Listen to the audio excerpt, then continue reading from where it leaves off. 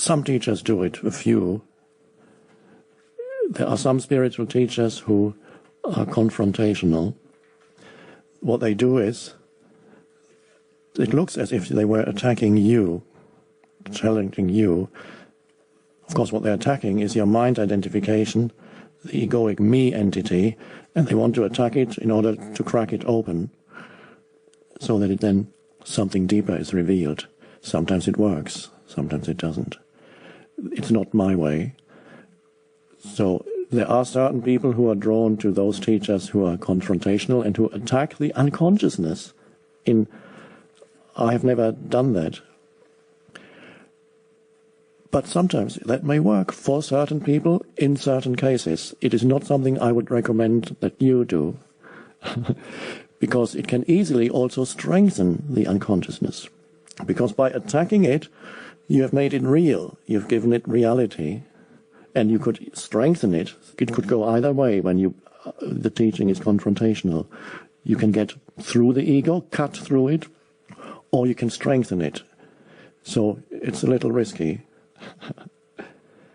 There's another way that is not attack, and yet is a very clear cutting through mind, cutting through. And there's this teacher, Byron Katie, she does that. She simply cuts whatever the mind produces as a belief. She questions that. Can you know that to be true? And you see, after a few seconds, you see the relativity of everything the mind throws up. So it's always, the mind is always seen as not absolute. Nothing the mind produces is absolutely true. And so she cuts through, but not confrontational, more gently. So it is a tradition of confrontational teaching, has existed for some centuries. To some extent, Zen has a little bit of that, the fierceness of the Zen teacher. But I would not recommend it unless that is your nature, and unless that's what you do, and unless that is how, then you will draw to you perhaps people who need you, who need that. What works most powerfully, I find, is to give no reality to the unconsciousness, which is mind identification, mind stuff, to look through that. And that implies also not to believe that there's any human being that needs fixing, that needs to be fixed, put right. There's something wrong with you, I know what it is, and I'm going to put you right, is a very common egoic perspective. I can change you. I know what's wrong with you.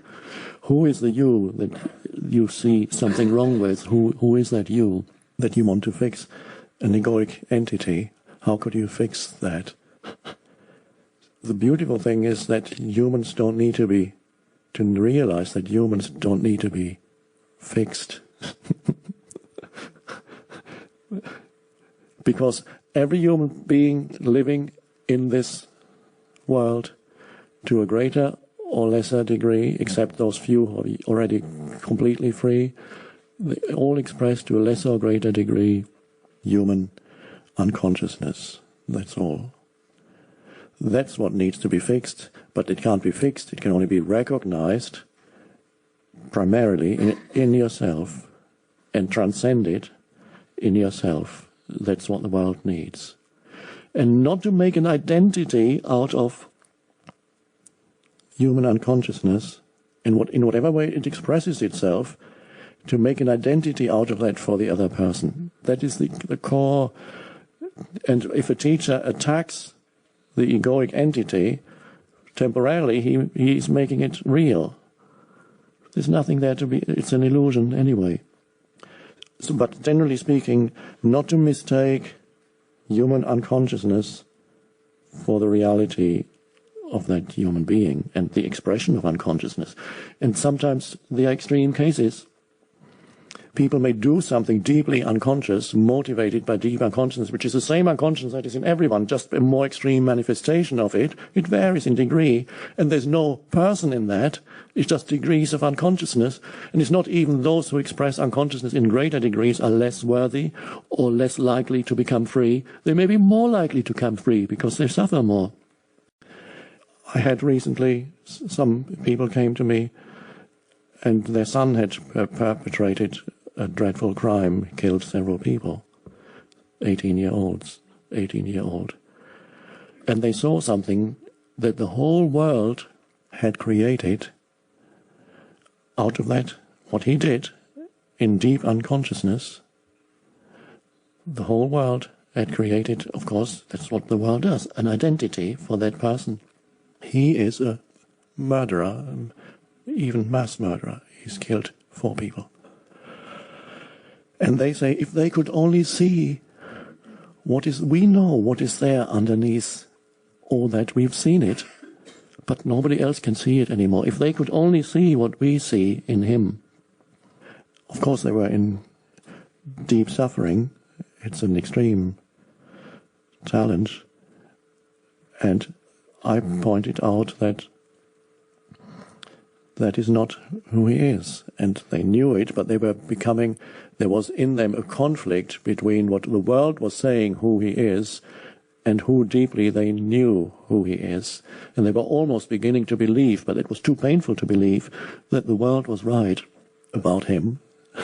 There was that, and so I pointed out don't make an identity out of that for other people or for yourself. If there's anything that you did through unconsciousness in the past, create a strengthened sense of self through that, and that's called guilt.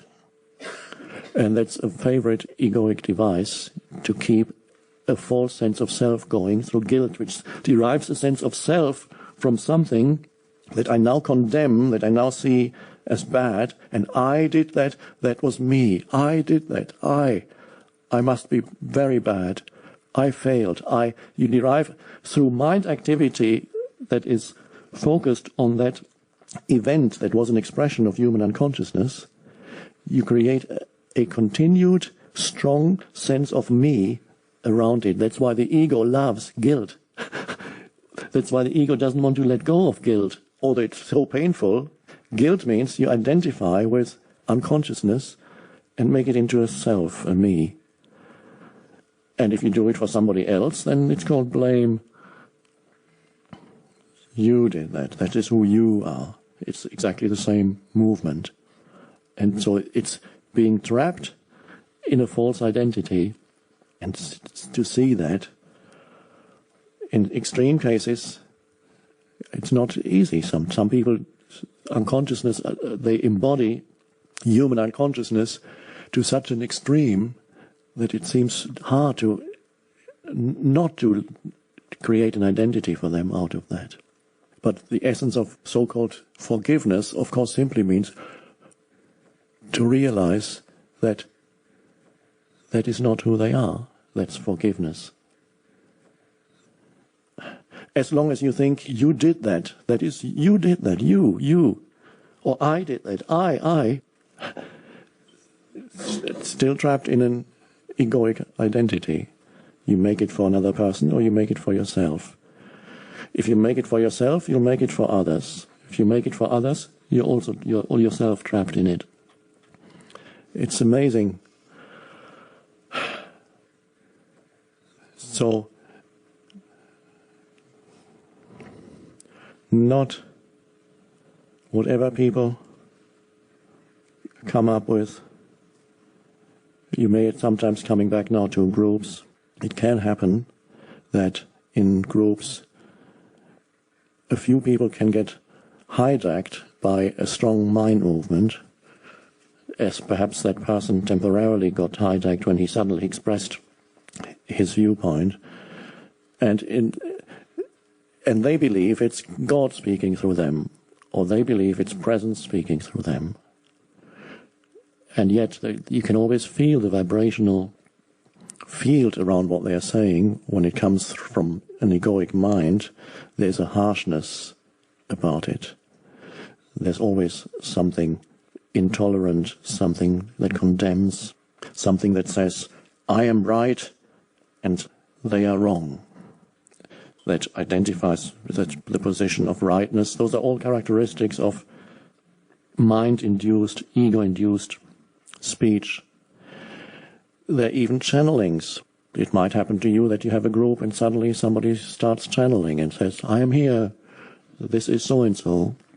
And some channelings are beautiful. Some channelings come from a very deep level of truth.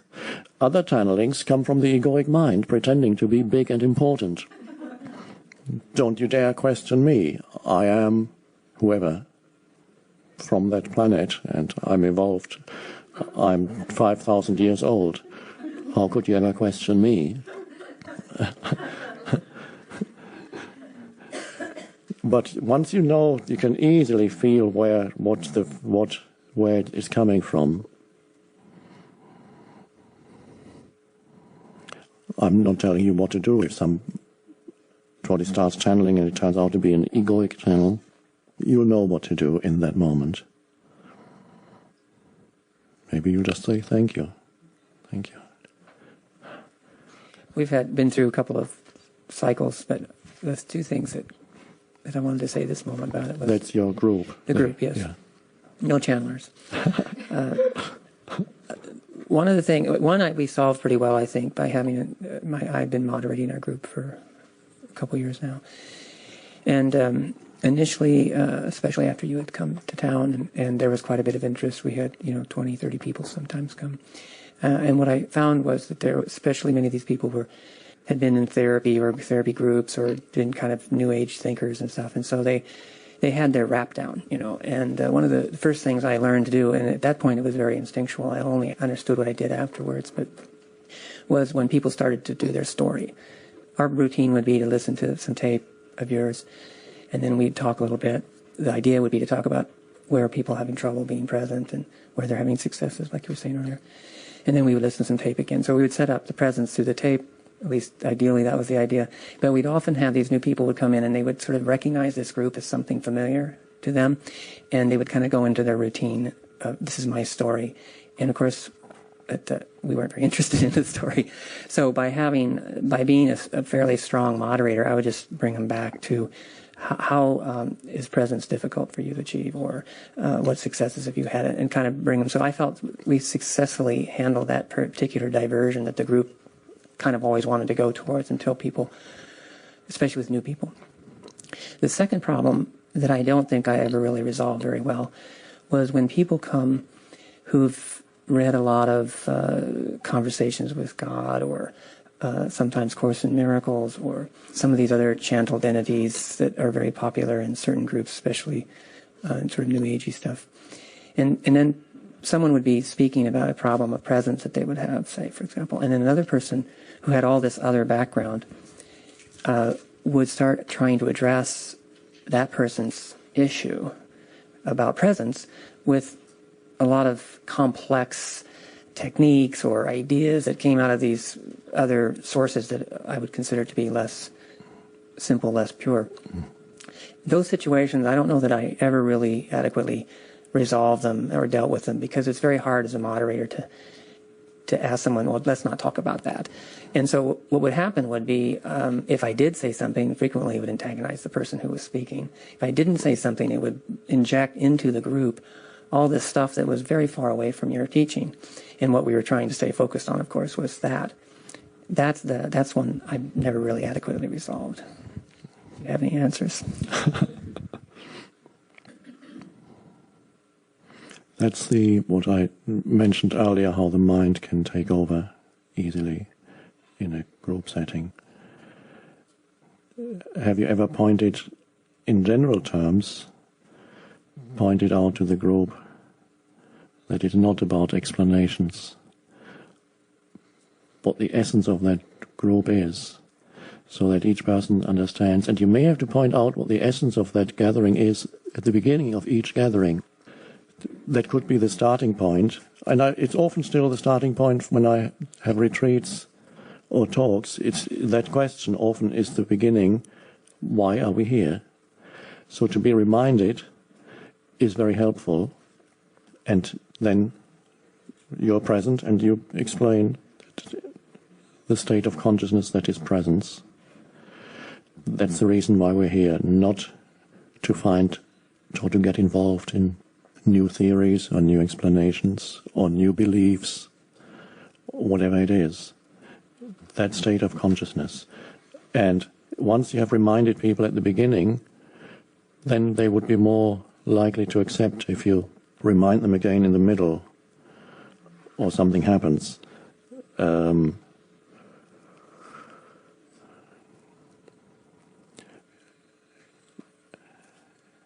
To bring people back to presence, once you have observed a proliferation of mind in the group, you could even have an established signal for. If it's an established signal, then people won't take it personally. Whatever it may be, let's come back to presence. Or that. That could be misinterpreted as if you were telling somebody off, but that, of course, is the Zen master saying, be here now, attention now, awake now. That would be mine if I had a little group.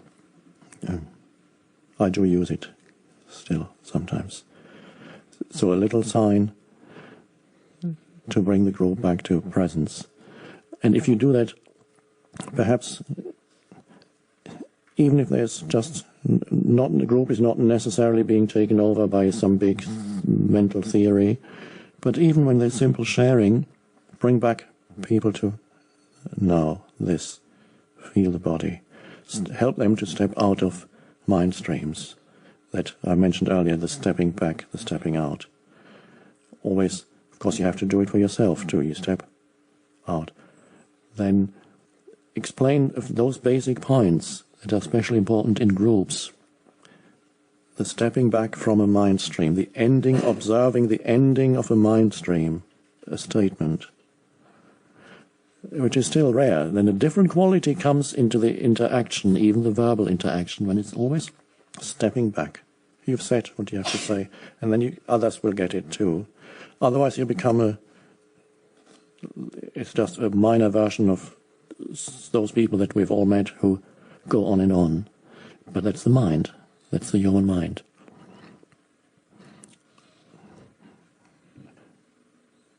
There was a novel by an Irishman in the 20s.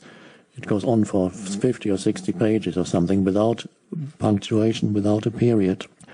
And it's called Stream of Consciousness, but it's really Stream of Mind.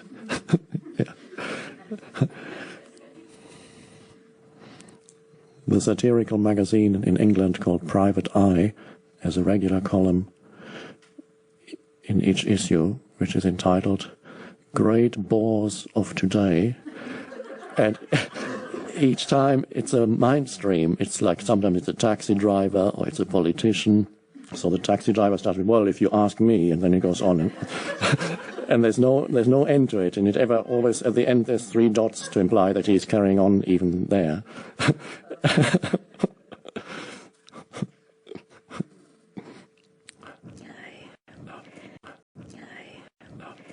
First of all, I want to thank you for this incredible opportunity to be here. And already I can feel myself just dropping back into myself within a day or so, and it's quite wonderful. The question I have is around this recent act of terrorism in regard to running groups and being with my individual clients. And what has come up for me around that is that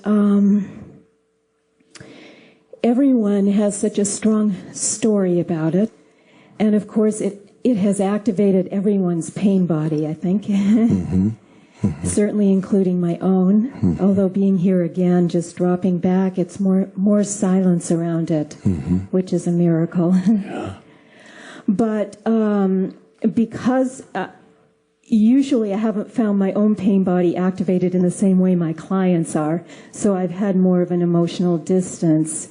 And I'm not sure exactly what I'm asking, except perhaps maybe you can lends some perspective about how to be with such extraordinary circumstances when the collective pain body has gotten so highly activated, and our mind tends to get very agitated around that. Yes, thank you.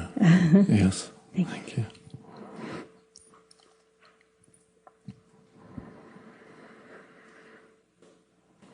Of course, that's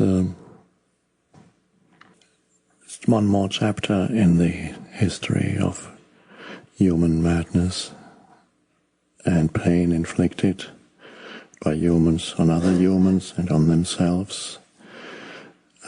It's a continuation of 20th century history and all the centuries beyond. The same mind set has produced it, that reduces another human being or groups of human beings to mere concepts in the head. And once you have reduced their aliveness to a mere concept in the head, you can inflict pain and you don't know it, that you're doing it anymore. You no longer know their aliveness or your aliveness. It's being trapped completely in a conceptualized reality that speaks of the Americans, the Jews, the blacks, the this, the that. You can do it to groups of people, you can do it to an individual person, call that person this or that. Once you have reduced a person to a mental concept, you no longer know what you're doing to them. You've already done the worst thing that you could do to them. You've removed their aliveness. Of course, you've trapped yourself more deeply also. But that lies at the root. And then it is easier for the accumulated human pain that some people carry in stronger measure than others to move into the mind. And so the madness of having an egoic identity that finds its strength through creating enemies, conceptualizes groups of people, labels them as the enemy, and then that is used by the enormous amount of pain and ultimately madness, and anything can happen then. It uses those mind structures. But first, before the pain body can become an insane terrorist, manifest as an insane terrorist, certain things need to happen in the mind of the insane terrorist. As long as he realizes that those are human beings, the pain body cannot control this being. But the moment he reduces the human beings to mere concepts and ciphers and labels, then the pain body can move through and use those mind structures, and then a very insane entity is suddenly there that wants to destruction. It wants more pain, which what every pain body wants. It's more pain for myself and others. It wants that destruction. So to see what lies at the root, but see that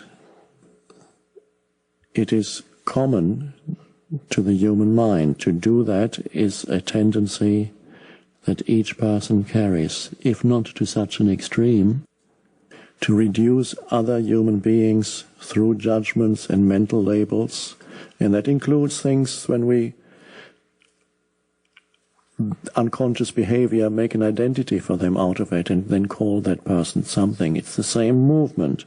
You may not want to kill them, but you've already covered up the sacredness of that being for yourself. You no longer know that that being is sacred because you have constructed an identity, a conceptual, mental identity, and that is what you now relate to. And it's covering up the sacredness. But you cannot cover up the sacredness of another human being without losing at least some of that within yourself, of knowing yourself as the sacredness also. And that's an amazing thing to see. So that people are doing it constantly, and it's a brutal thing, and that is what the mind, it may not look brutal in its less obvious manifestations, but it is, and it's whenever labels, Jesus, if you look at this, he often associated with all kinds of people that humans had labels about. And he had no labels, so he looked through and he could see the sacredness in each one. And humans had reduced those. How can he associate with tax collectors and prostitutes and all those those people? Why is he hanging out with those people? Mary Magdalene, why is he a hooker? She's a hooker. That's not in the New Testament because it's not that brutal, but the reality of the human mind, when you put a label on a person, is very brutal. That's what they actually said, but it doesn't appear in the New Testament. And he saw that suddenly the sacredness, and she knew her own sacredness. But all the humans around had reduced that human being and wanted to continue to reduce that human being. Amazing.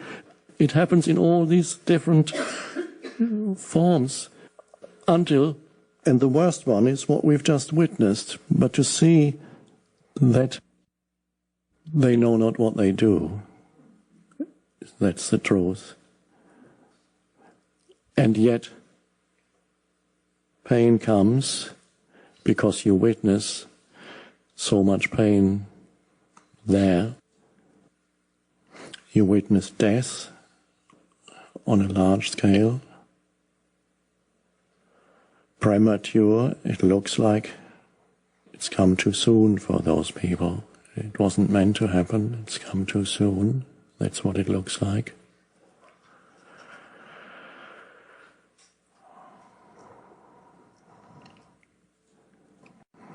There is, however, a redemptive dimension to death, whether death comes at old age or whether death comes, as it seems, prematurely through an accident or an act of violence. Now, what is that redemptive quality to death? If death were totally bad, totally evil, and the most dreadful thing that there is, which often looks like that, I even read in a newspaper an article that said, death, it wasn't talking about any particular death. I read it a few years ago. It said, death is an outrage.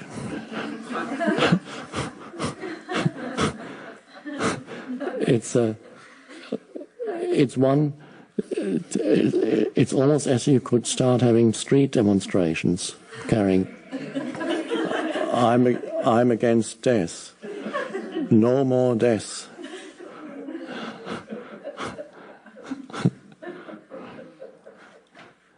If death were totally dreadful, of course, we would all be in a state of continuous depression. There would be no point in anything, because we are all condemned to it. We are all condemned to death. Of course, it would be more real if you had stamped somewhere on your body your date of death. Then all you had to do is look at it. Oh.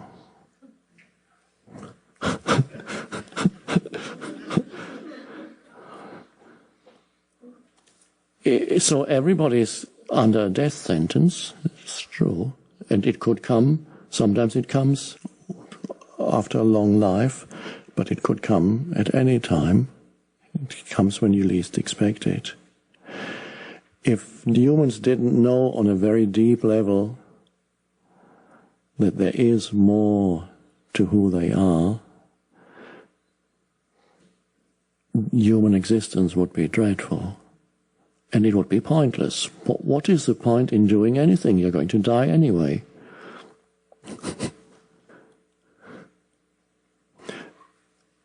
And joy would not be possible you're sentenced to death. How can you be in a state of joy? Somehow humans know there is more to death than we realize by looking at the surface phenomenon of death, which looks dreadful. A few glimpses have come to us from humans who have faced death but haven't died, have come back either from a situation where they were extremely close to death or a situation where they actually died, so it seems, and yet only for a moment entered that realm and then came back, near-death experience. And a majority of those accounts, both people who faced the danger of imminent death but escaped, as well as people who actually seemingly entered death but came back through a near-death experience. One thing is, you don't find it in all the accounts, but in a large majority, there's a strange thing that many people tell you afterwards when they survive, and that is the last few moments before imminent death, there was a shift inside them. People report that to have had accidents, but escaped, didn't die. The accident seemed unavoidable, and in that moment, the last few seconds, they experienced a state of great alertness and peace and serenity and the absence of fear. I've read many accounts of that, and they say, this is very strange. Just before it happened, suddenly all fear was there until the last few moments. Then suddenly all fear left me. When death seemed inevitable, all fear left me, and there was great peace that I suddenly felt, and serenity, and everything seemed to move very slowly. And occasionally, in those cases, people took action out of that state of consciousness in which there was no longer any thought. Basically, they had already died as their psychological form identity momentarily withdrew completely, as if it died. In some cases, it died completely. And something emerged from beyond their psychological form identity just before the imminent physical death. And that is always, when you go beyond your psychological form identity, there's always the reality of who you are beyond form is accompanied, the realization of that is accompanied by peace and serenity and a deep sense of all is well. And they have all said that, and many people had a near-death experience.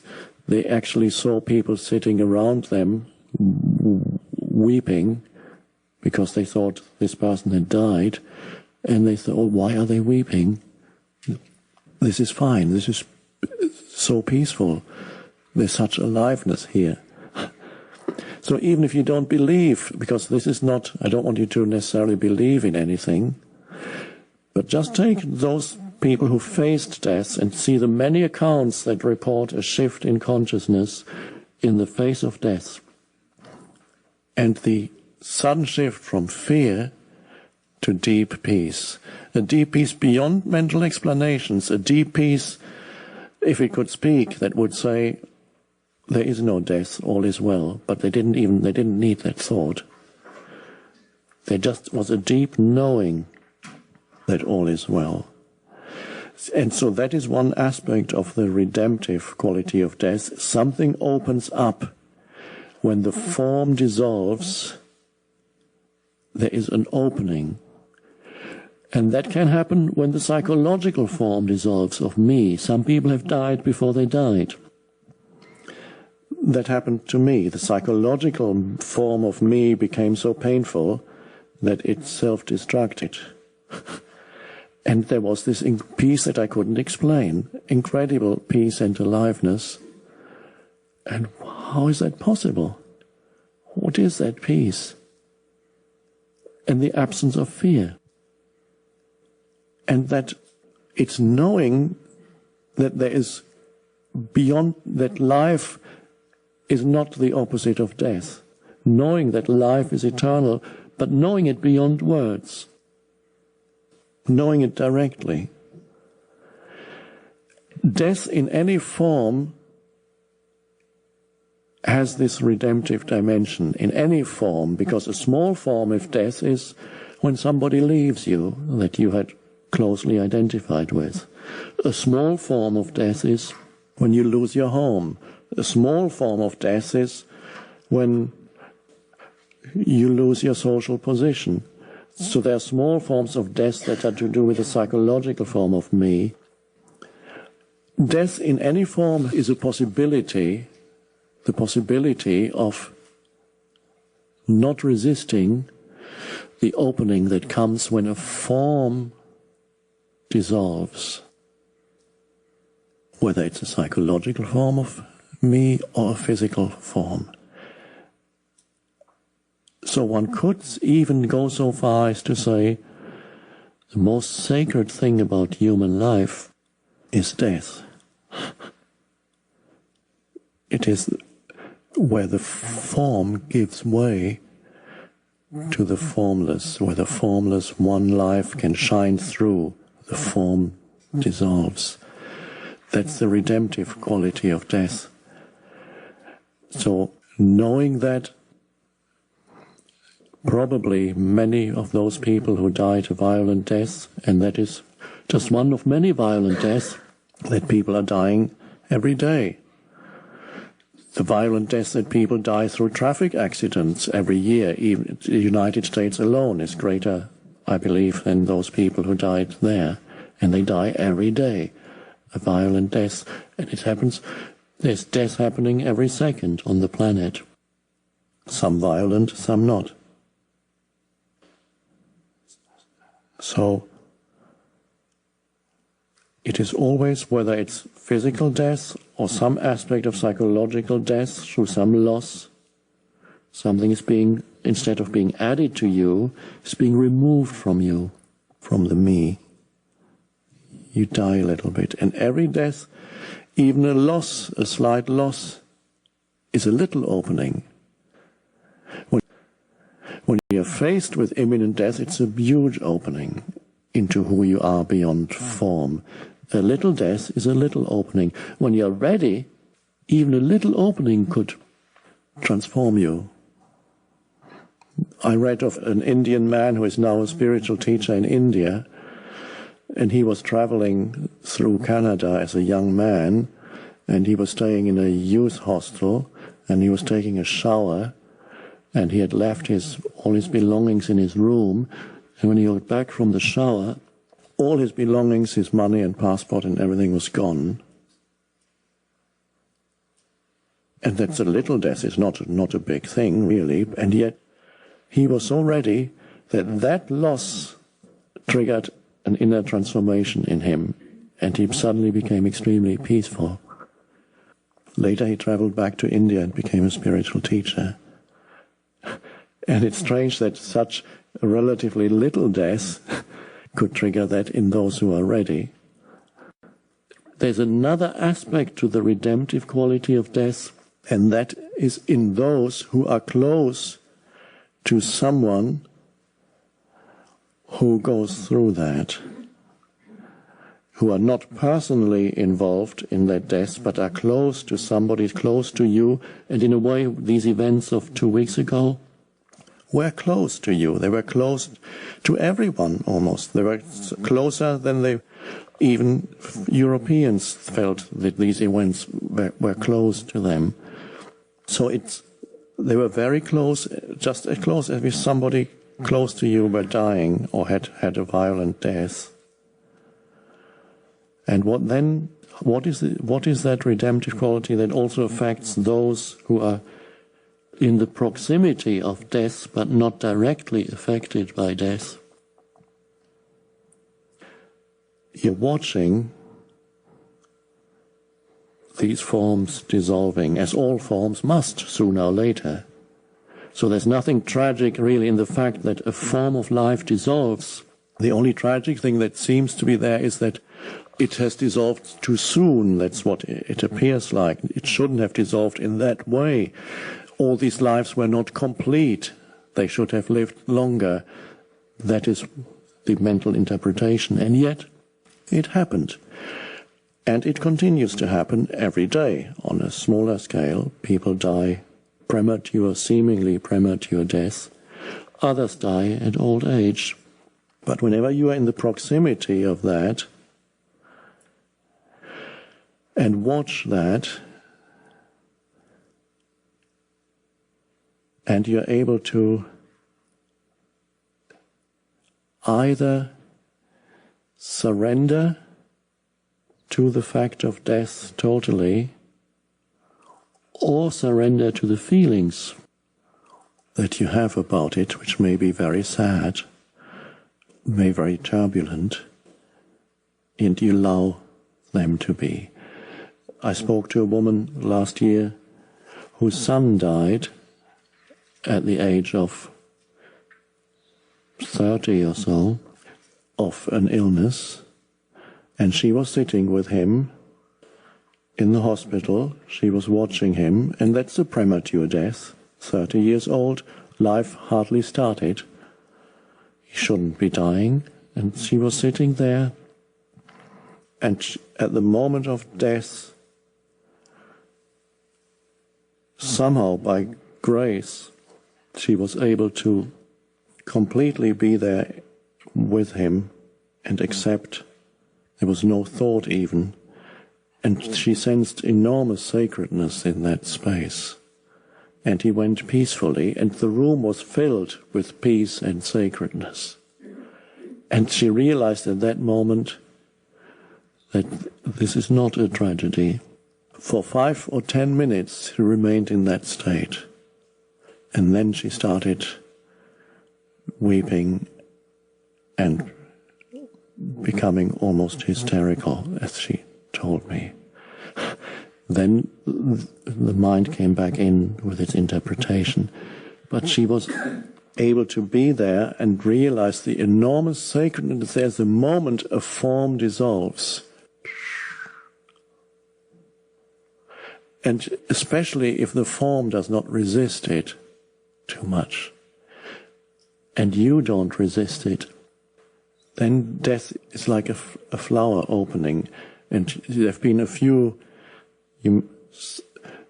some people who relinquish resistance in the face of death, actually, just before they die, a transformation happens in their face. And it's almost a light shining through in some of them, not all. It's always just a potential. And enormous peace comes. And we don't know how many of those who died 2 weeks ago violently in their last moments experienced a collapse of their form identity and an enormous influx of peace. And we've read so many accounts of people who survived and experienced that. So being aware of that death is not the ultimate tragedy, and it comes sooner or later. It's actually the most beautiful thing, but that's hard to accept.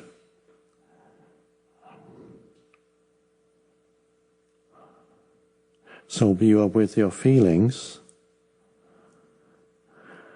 but when you see the redemptive dimension to death, then surrender will be easier. Surrender to this. Surrender to what you feel. There may still be a turbulence, pain body. And with that, you die a little bit yourself. And that's how, when somebody is close to death, it might be somebody very close to you or a massive death like the one we witnessed. Through being with that and watching that, you partake to some extent of that death. That's why you will never be the same if you spend time in the company of a dying person and are really present with that person, you will not be the same person after having truly witnessed death. You will be transformed also to some extent. You've died a little bit with it. And now a strange thing, also another observation that people made is in New York, people seemed much more friendly after those events, whereas New Yorkers were famous for not being friendly. And suddenly, in the street, people would talk to each other. It was as if a deepening had occurred in the collective field. Also pain, yes, but underneath it, an opening and a deepening. Somebody even suggested on television that the American collective psyche was being transformed. It had been up to now a type A personality, the collective American personality, which probably means outgoing and getting things done. And there was a shift now through the pain, a deepening. Because from the pain you move to a deeper level of, at some point there's some acceptance. And so there's a shift also in the collective psyche through the suffering. Everybody has died a little bit in that. But the beautiful thing about death is that it is sacred. And to Western world, I'd completely forgotten that. Older cultures still know that, and they treat death with great respect. And when somebody dies, they whisper, and then they go past the dead body, and they take off their hats. They may have hated that person, but when that person is dead, suddenly that person, there's something sacred there. And instinctively, humans know that. Only the westernized mind has forgotten that. It's too much up here. The New York Times Sunday edition had the magazine in it, and the cover was the cityscape without the two towers, the two World Trade Towers, and in their place stood only two columns of light. Oh, yeah. Thank you. Thank you. Wonderful. Yes. Yes.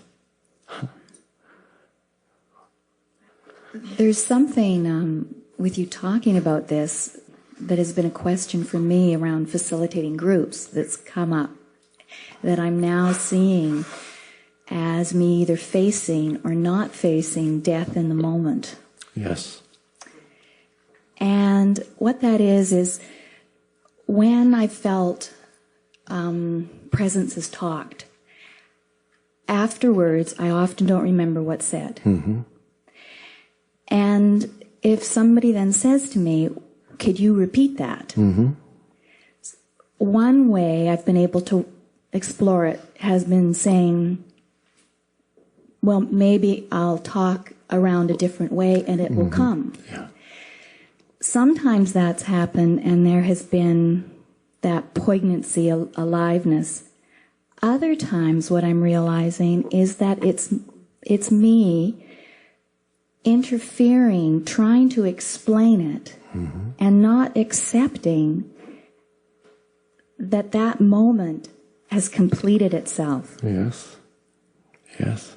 And whenever that happens, the energy in the room shifts. Mm-hmm. Yes. And it may take time to get back on track, to haul the mind back in a way. And in one way, that's a very minor thing, really. But in another, I'm remembering in Hollyhock when you had used an example of somebody coming back in the room and asking a question, and it didn't come back. No. And you used that example, that it didn't, it didn't come back. And so somewhere with the talk of death, for me it's seeing that even in those moments, to say it's not here now. What was said is gone. Mm-hmm. There's no retrieving. Yes. Yes. And that there's perhaps a humbling in it and an admission that it has nothing to do with me. Mm-hmm. It has nothing to do with you. None of us can bring it back, just like none of us can bring back Yes. what Yes. has That's right. those people or what Yes. has happened. Yes. Thank you. And Very good. that gives me perhaps a sense of space and permission Yes. to be more accepting. Yes. Not being here as a form identity, but simply as an opening, which means you've died. You can only really be effective when you have died as a form identity. I had this wonderful thing. I was in China early this year. On a mountain, there was something carved in stone on top of a mountain, Chinese writing, and I asked, what does that mean? And my Chinese friend said, Buddha, that means Buddha. There seemed to be two signs put together. I said, what does the individual sign mean and how does it fit together as Buddha? He says the first sign means man, which means human being, and the next sign next to it means no.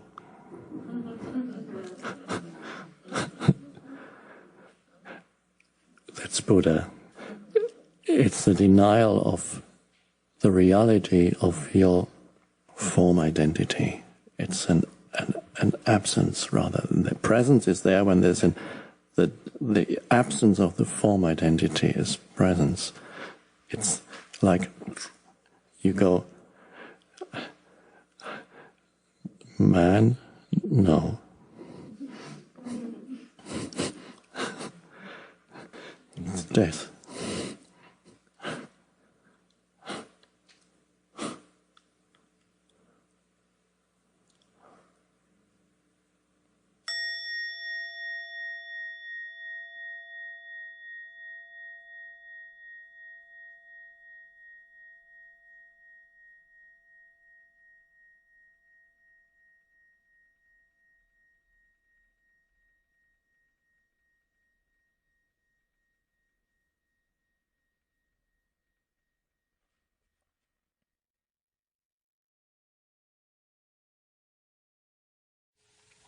When we talk about teaching, presence, not everybody is going to teach presence directly in such a way as this. There are many other ways in which the new state of consciousness can be taught, and some are already doing it. It can flow into many different activities. There are already teachers teaching it at school, not out in the open. It's not mentioned on the curriculum, but in whatever subject is there. They manage to teach the new state of consciousness. Body workers enter that state, the good ones. When they do their body work, it is performed in thoughtless awareness. And you know exactly what is needed, and ultimately, more and more you find that the body work is a means to, you're actually teaching presence, and presence is the healer. And so you may find, you may be called upon to teach presence directly, such as this, or it may flow increasingly into what you're already doing. So you teach in an indirect way.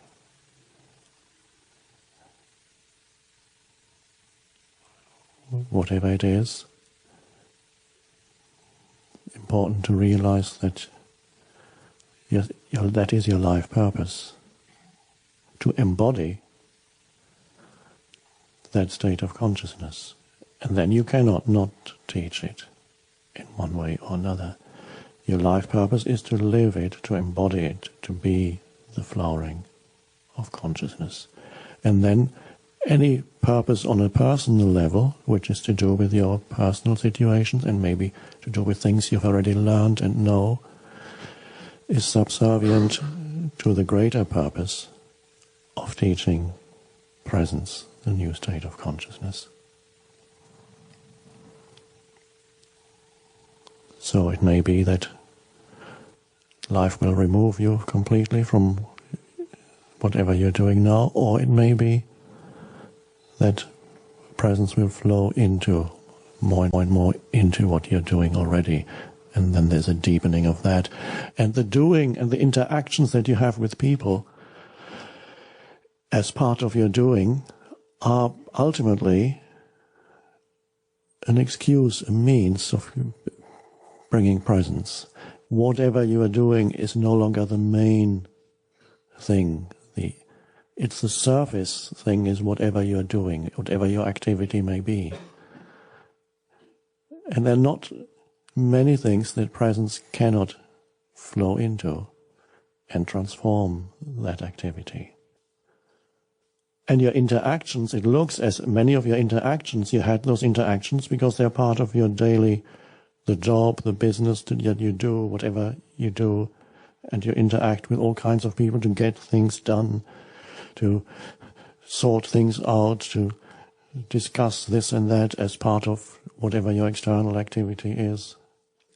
And the wonderful thing is when all that becomes secondary, one could almost say an excuse for presence flowing into it. So you may be in a meeting talking about the new advertising campaign. If anybody is in advertising, it's possible. Presence can flow into even that, perhaps. Why not? I've seen a few ads where there was presence shining through here and there. Not many yet.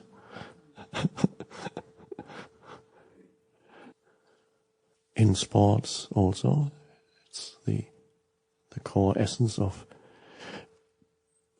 being really a master at anything is the state of presence.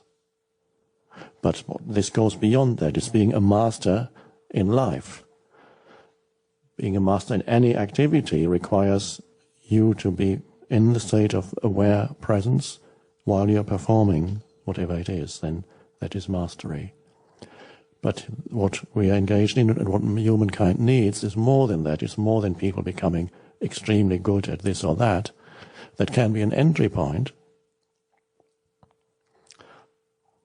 I saw a film about golf a while ago, a video called Bagger-Vance. And that's about somebody's teaching golf, but really teaching presence. And I remember just a few scenes from it, with the master golfer, how he suddenly, before he hits that ball, I don't know the expressions for golf, he looks into the distance and goes, Choo.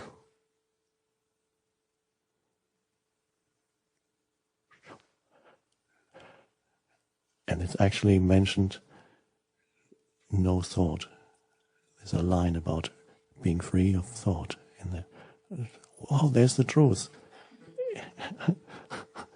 And that's about presence within the sphere of a limited activity.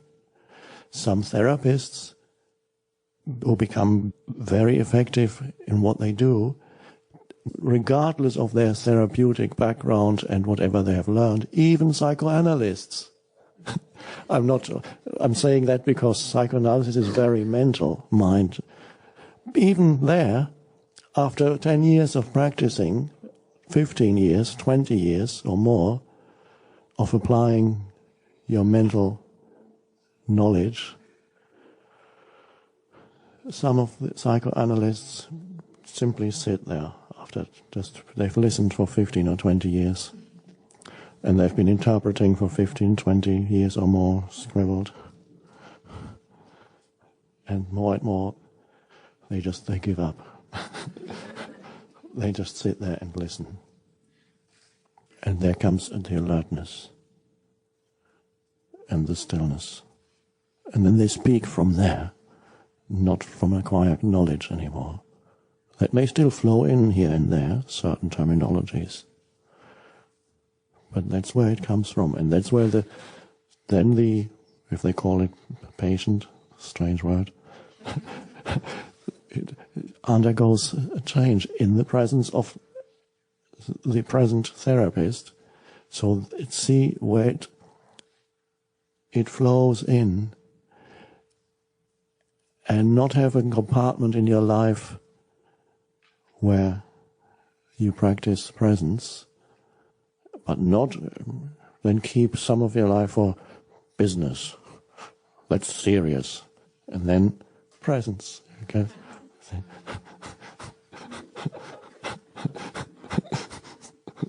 Somebody some years ago, I was talking about somebody who was doing the Course in Miracles.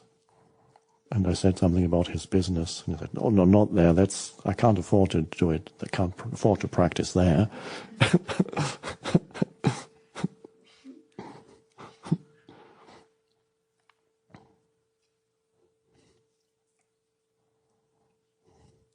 So your life purpose is to embody that. And then it's not just having a group once or twice a week, or even seeing people. If you teach in such a direct way, that's very helpful too. But it's a continuous outflow.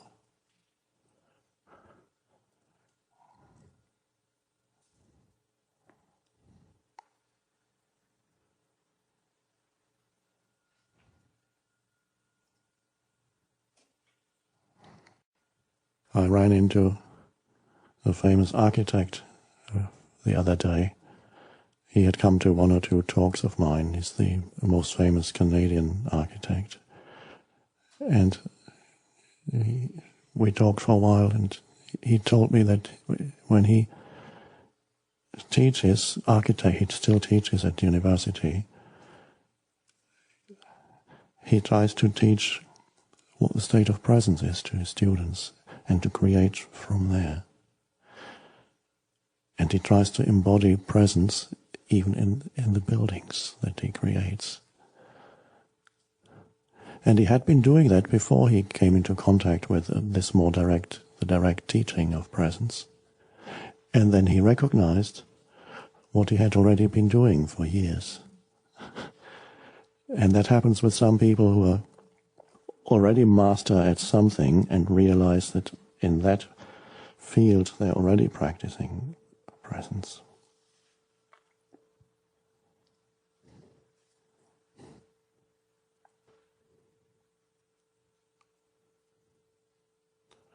So any external activity is an excuse for that. Otherwise, you might think that something you do out there really matters.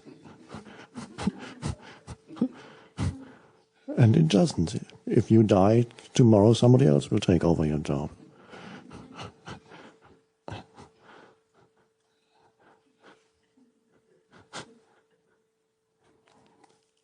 The moment you think that something that you do on the level of form ultimately matters, then you are lost again in the forms.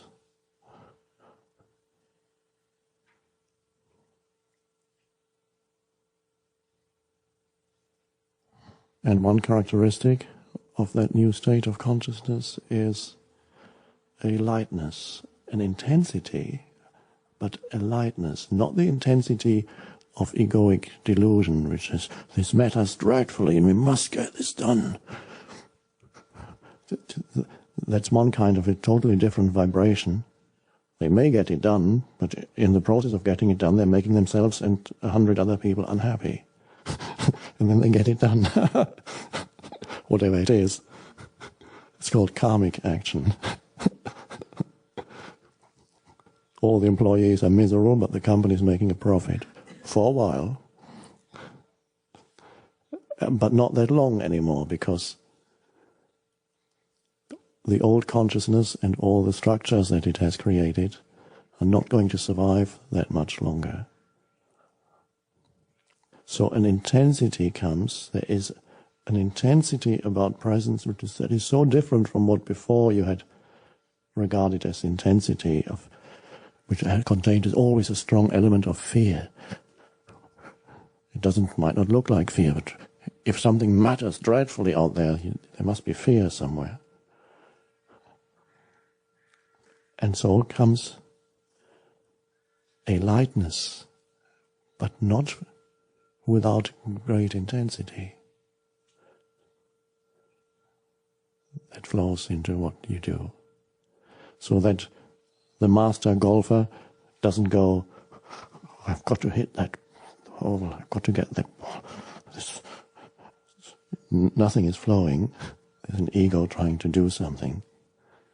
So as the title of that book goes, one of the many I haven't read, The Lightness of Being. Well, the title is actually The Unbearable Lightness of Being. I don't know to whom it's unbearable. In the book it must be the ego. The lightness of being. And so to live in that state of lightness where nothing out there ultimately matters. It's not that you don't honor this moment and whatever you need to deal with, whatever arises, but you don't want anything through that, to get something through it, to a bigger me, self.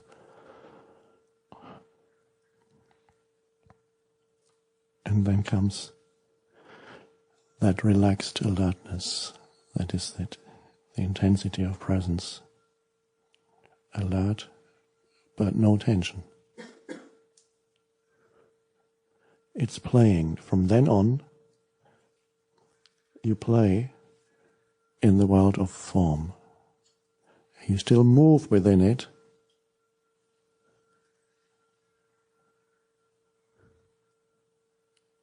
but you're free of needing a particular result, of needing to be confirmed in your identity through a particular result, outcome.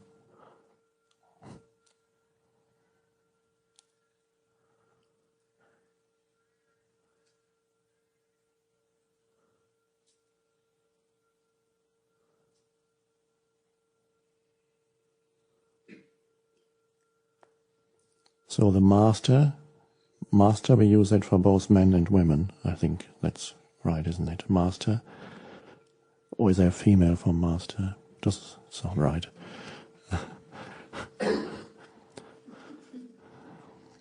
You're a master, the master of presence.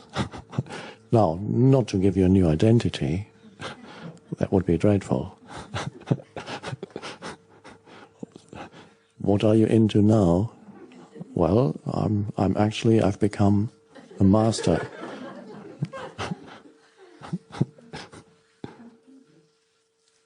How do you master presence? Become a master of presence. Not just in one little field.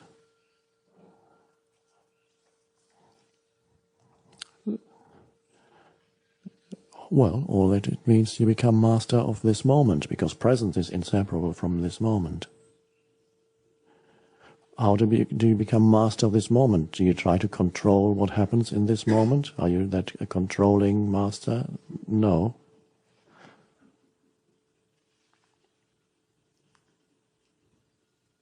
It just means to be aligned with this moment. This moment. To give it your attention, to look at it, whatever form it takes, the form changes, the moment remains. Whatever form it takes, You look at it.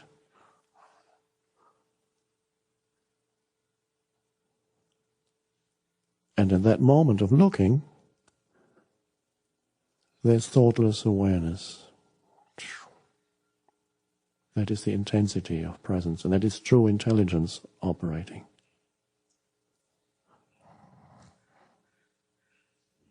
And then whatever needs to happen, happens through you, or it happens externally. It is amazing how many seemingly inexplicable events and connections suddenly come into play when one being is in the state of presence. How many helpful factors suddenly come into play, and you cannot trace them back to causal factors. How did that connect, and how did this person suddenly come in at the right moment? How did that happen just at the right moment? It's because you're no longer a cut-off egoic entity. You're open to life, and life, then there's a great connectedness with other forms of life, and the totality, the intelligence of the whole operates through you.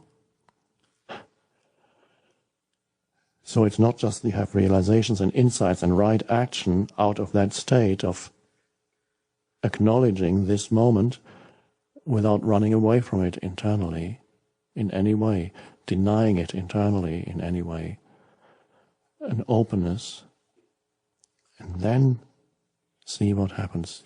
The master simply is master of this moment, which means completely open to whatever it is that arises at this moment.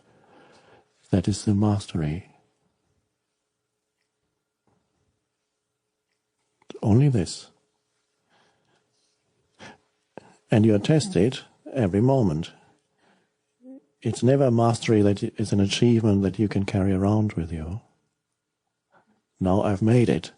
I'm a master. Every moment again determines whether or not you're a master.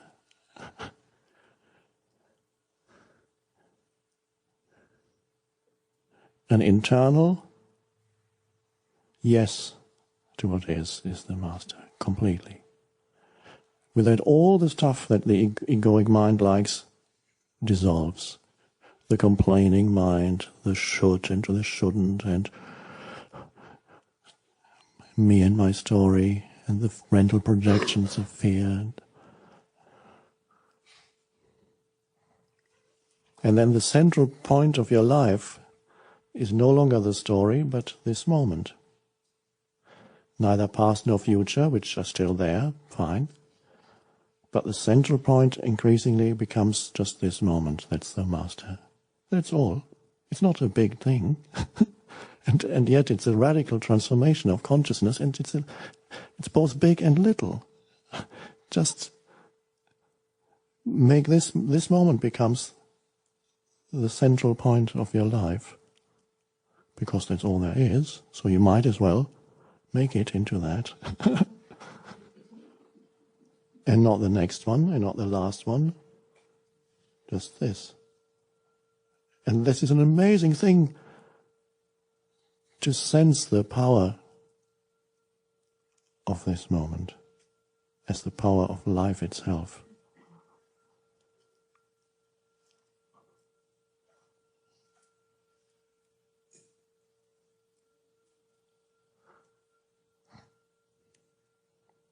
No matter what form it takes, you welcome every form that this moment takes. And that could be $1 million arriving in your bank account, $1 million leaving your bank account, the car breaking down. It is. And the next moment somebody giving you a ride.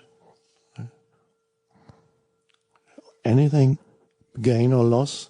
Now, gain is more easily accepted when that is the form that this moment takes. But that's only one half of the equation. The other half will always be loss. That's the phenomenal universe. So one half of your life will be gain, recognition, money, status, gain a relationship, whatever. And then there's loss. And that comes continuously. The egoic entity wants more gain, and no matter how much it adds to itself, it's never enough. It dreads the loss, which is death, which we talked about this morning. And so, the great thing is that you welcome the loss just as much as you welcome the gain, if not more. Looks very strange.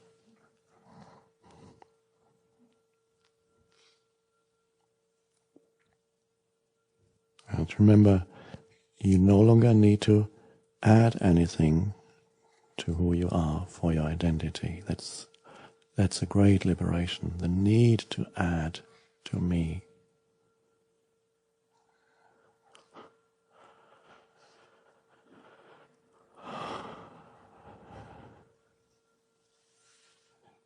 The completeness of this moment.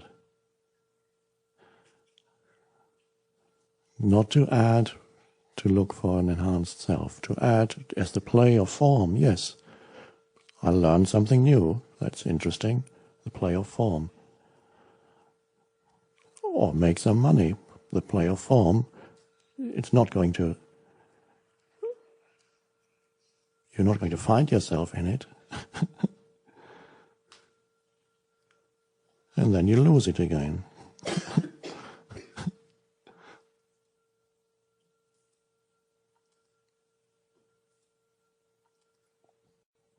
So what you teach, when you teach directly, you teach this. And directly, a few of you are going to teach presence directly, as not through some other form. Either one-on-one or in groups. And then there's the teaching of presence through something else, through a secondary form, which you perform in that state.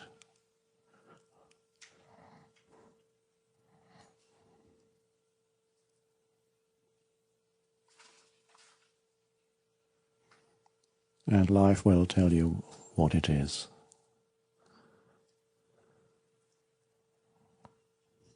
You start with what you're doing already. No matter what it is, what you're doing already, presence needs to start with what you're doing already. If it's the most boring of jobs, presence, you cannot wait for presence, for a better opportunity, more conducive surroundings, before you can be present. That's a continuous excuse. It starts where you are now. It arises where you are now. And there's no excuse. Well, there will be many mental excuses. Why not here, not now? Your life can only change when you totally become aligned with the now. No matter where you are.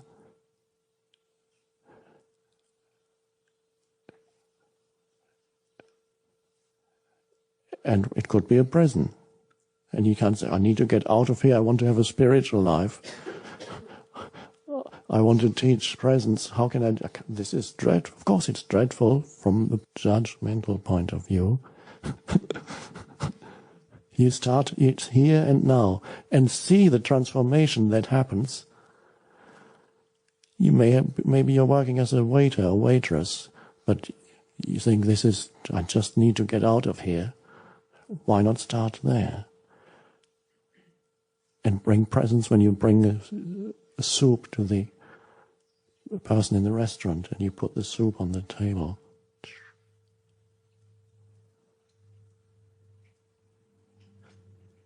Would you like anything else? Can I help you with something else? The quality.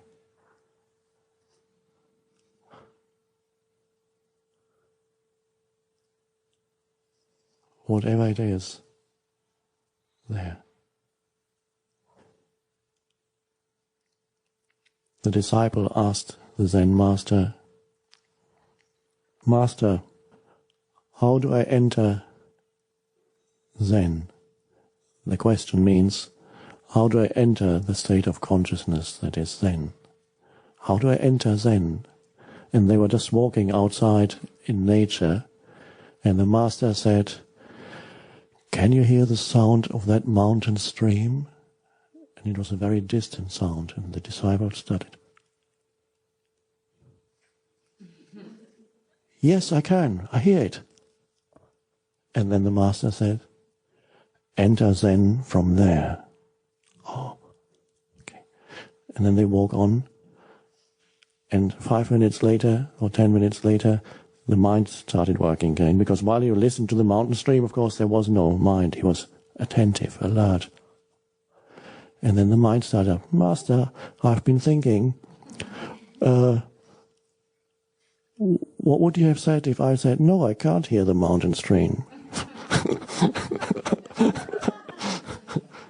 And the Zen master says, disciple, yes, enter Zen from there. No matter.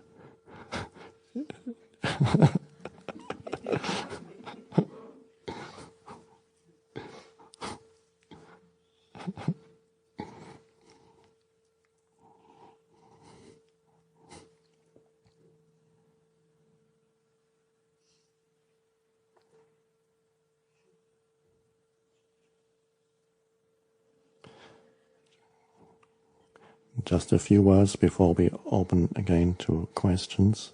A few words about being with another person who may be coming to you for help.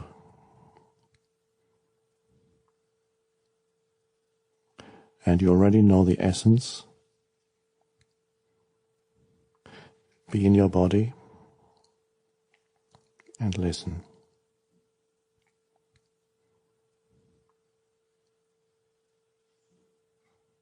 In many cases, you won't know the answer. The problem may be very complex. Most people's problems are. Become comfortable with that.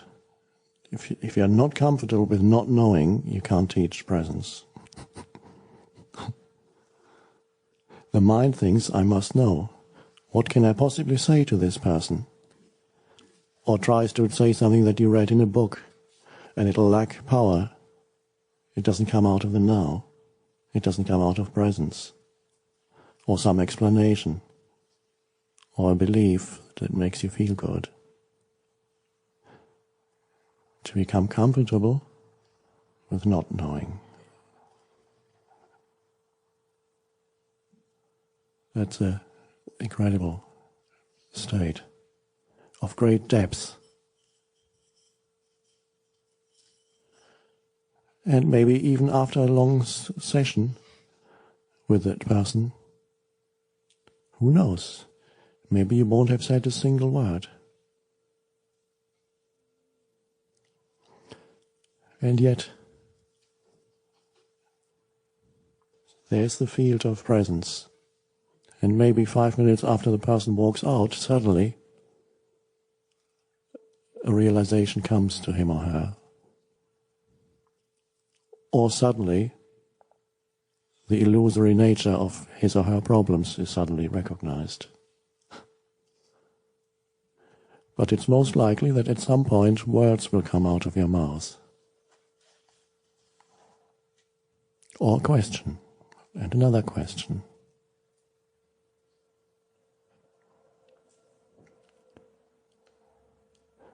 A strange thing happens often. Not often now do people come to me with stories, or unhappy stories, but there was a time when people would come to me with unhappy stories, looking for some way out or solution.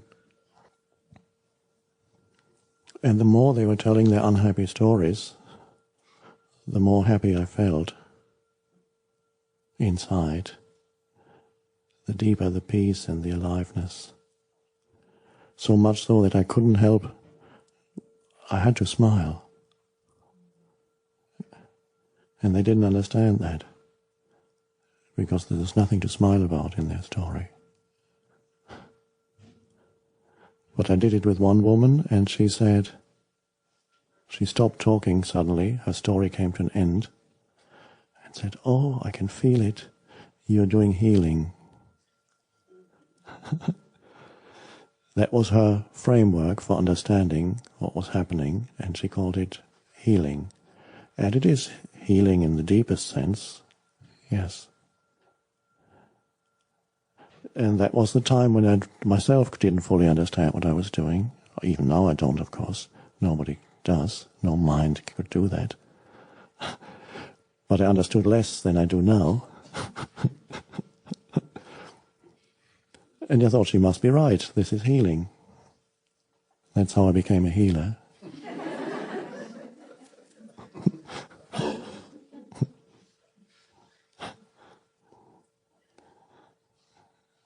But that word attracted quite a few people who were not interested in any transformation of consciousness, but they said, "I have this pain in my ankle, can you take that away, please?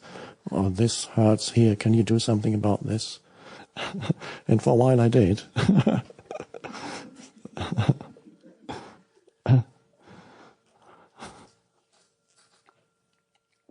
And some came for physical healing and got something else. But after a year or two, I dropped the label healer. But it's still what it is. It's a healing in a very deep sense of the word.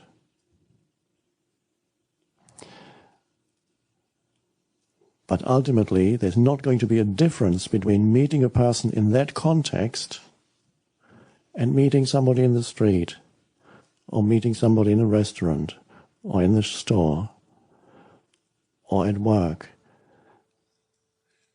For a while, it may well be that when somebody comes, you enter that state, as some therapists do. They enter the state of presence in the therapeutic setting or framework. And they can be very effective within that. The moment they step out of the therapeutic framework, presence is lost, and wrinkles regain, and the tension in their face comes back, and they're identified with mind. You can see it, how it comes back the moment they step out of their office, or the wife rings.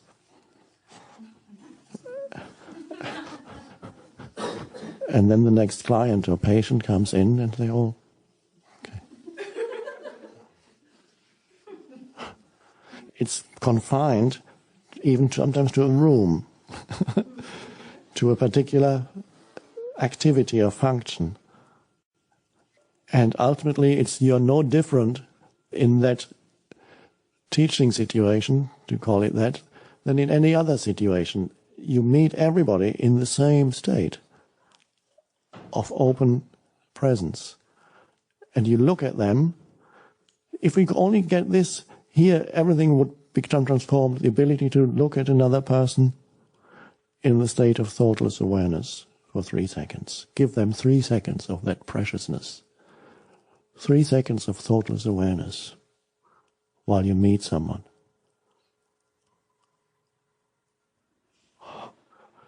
So, that's not a big thing, just the greatest gift. And then perhaps it becomes 4 seconds, 5.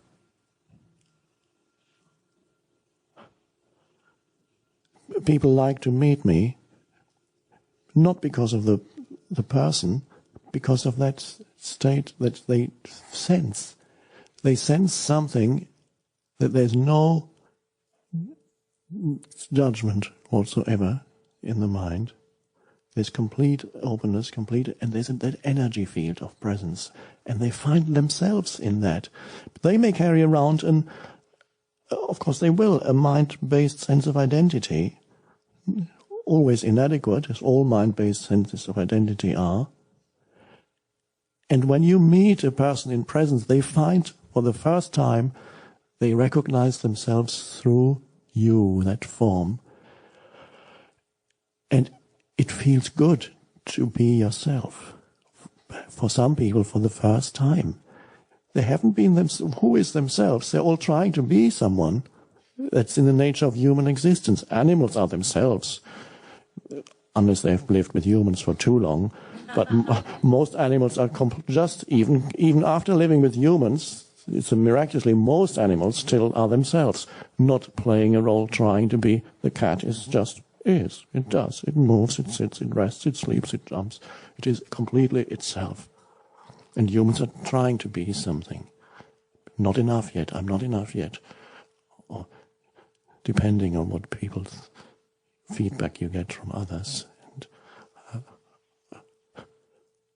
And so, to be yourself for the first time and to recognize yourself through another human being, that fullness that you are, and you totally accept it. And that's then misinterpreted by the mind, as if you had something that you can give them, and then they'll run after you. What was that? I need to talk to you about that. And of course, for a while, that is your function. Your function for a while is to be the reflector of their reality, of who they are in the depths of their being. And who they are is the spacious presence, the stillness underneath all the mental, emotional formations, the formless one. And that's what you reflect back to them. So for a while, people will love that. They find themselves. And that's your function. You don't immediately say, no, from now on, don't want to see you anymore. It's all in you, which is true. But for a while, it may be your function to be that reflection, that reflector.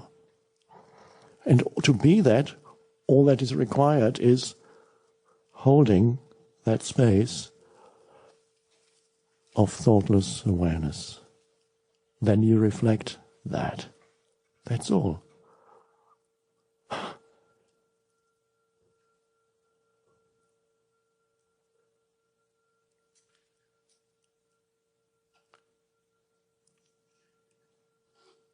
If that were your only practice, whoever you meet, for the first 5 seconds, you look at them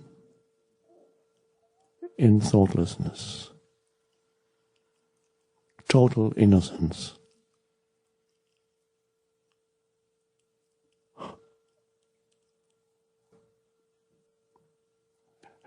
And before you know it, it'll be more than 5 seconds. That's the depths of true teaching.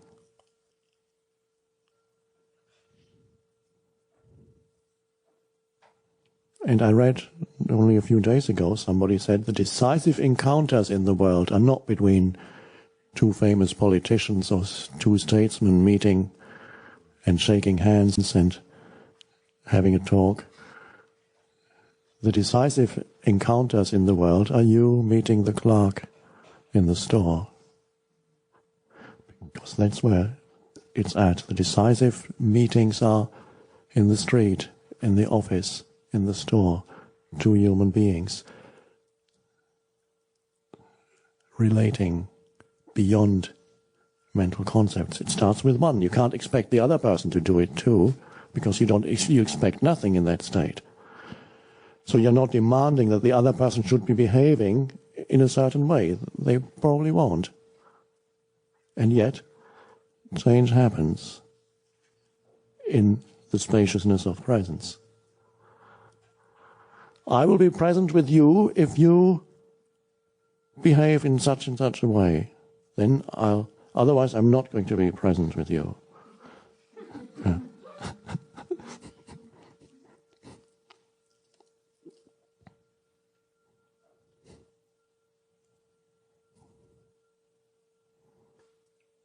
So the teaching is no longer confined to a particular setting. It's a limited view that may also apply, that people come and says, but it's everywhere, and just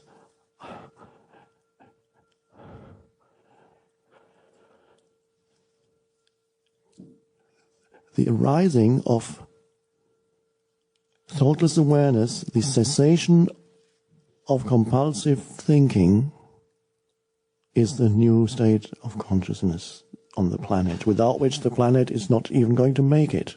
Well, the planet might make it, but certainly humans won't, if that shift doesn't happen within the next 100 years. Because otherwise the old consciousness will continue, and it'll create more violence, more chaos, more destruction of the environment, more of everything. More consumer goods until everybody's drowning and others have nothing, and the others are drowning in consumer goods.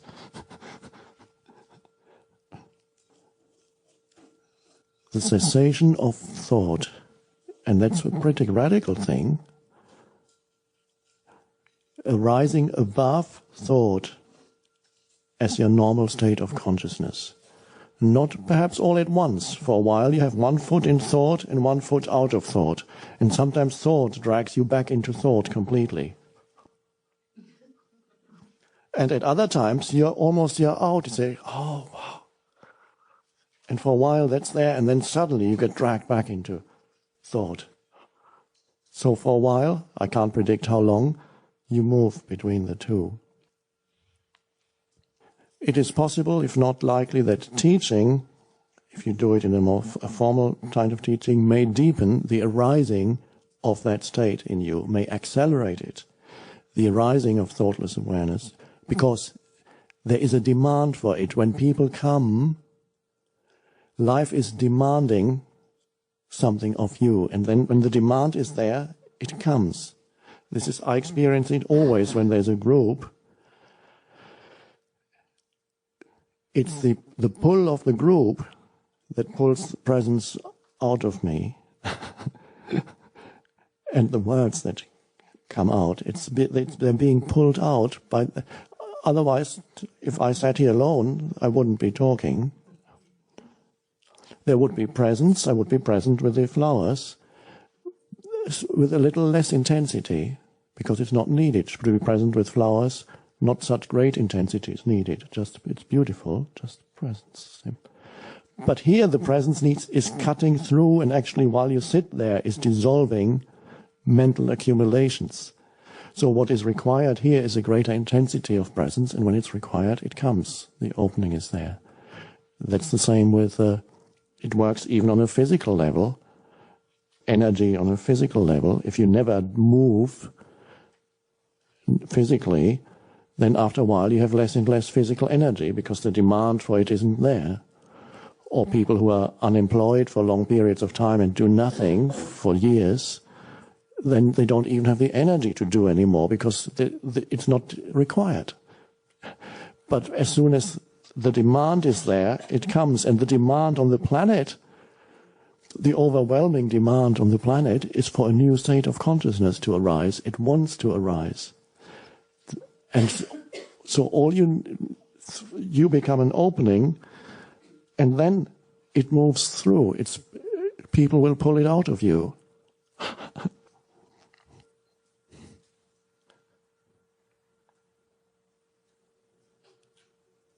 And don't believe the mind when it says, I'm not ready.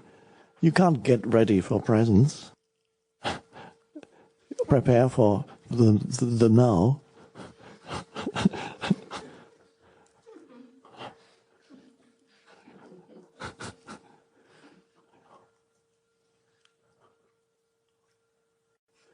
There's a single thing here that is the teaching. I don't know how I can talk about it for so long if it's just a single thing.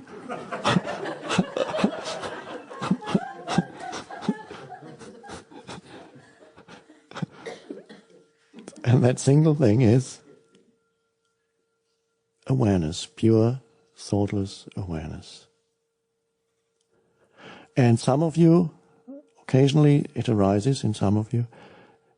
There is a state, I've just mentioned the 1 foot here, 1 foot there, and another characteristic of that state in which some of you still are, 1 foot in the world of thought and thought-based identity, and 1 foot out. One characteristic of that state is you move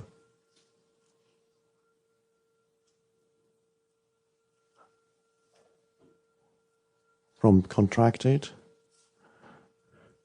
to the open state. I'm sorry, I lost that thought. It's gone. It'll come back if it's necessary. Foot in two worlds. In thought, out of thought. And that's how it is. You don't need to demand to be totally free of thought yet. Not that you will never use thought either when you finally...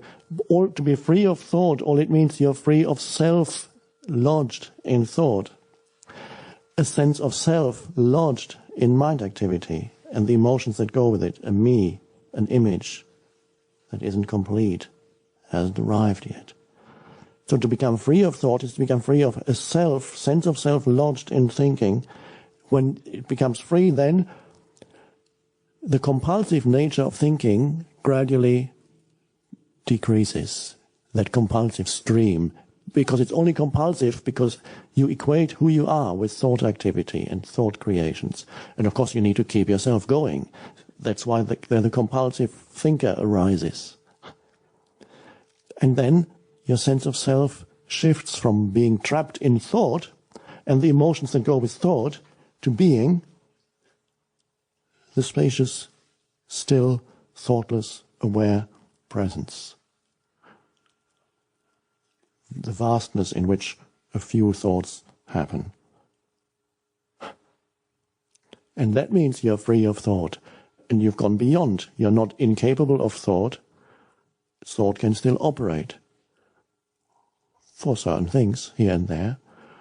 To speak, you need some thought. But it's linked into presence, not a self-serving, repetitive stream of noise. So that's... Thought still arises, but it's no longer a problem. It no longer has the power to make you unhappy, which is what thought likes to do. It loses that. It doesn't have the heaviness about it anymore when it's free of self, trapped sense of self, a me, my story, my life.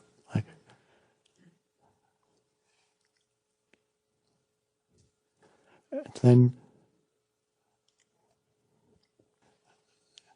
when you have one foot still in that old consciousness and one foot in the new, in that there's an intermediate stage here for many people, and that where you realize the relative nature of all thought. Thought is still there a lot of the time, and yet you're not completely in it anymore. You're moving out already, and that you recognize it by more and more you recognize thought as thought, and you not totally believe in every thought that comes up. Oh.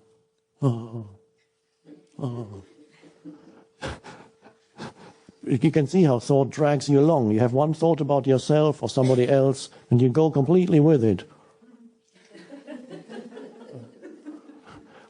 And now the difference is the same thought may still come up, but it doesn't drag you along with it. The thought goes...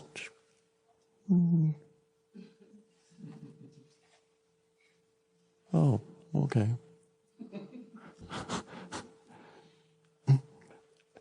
And to some extent, the whole work that Byron Katie does is to see that ultimately no single thought has enormous validity. It's a relative position, a perspective. I don't think she's ever said that, but that's how it is.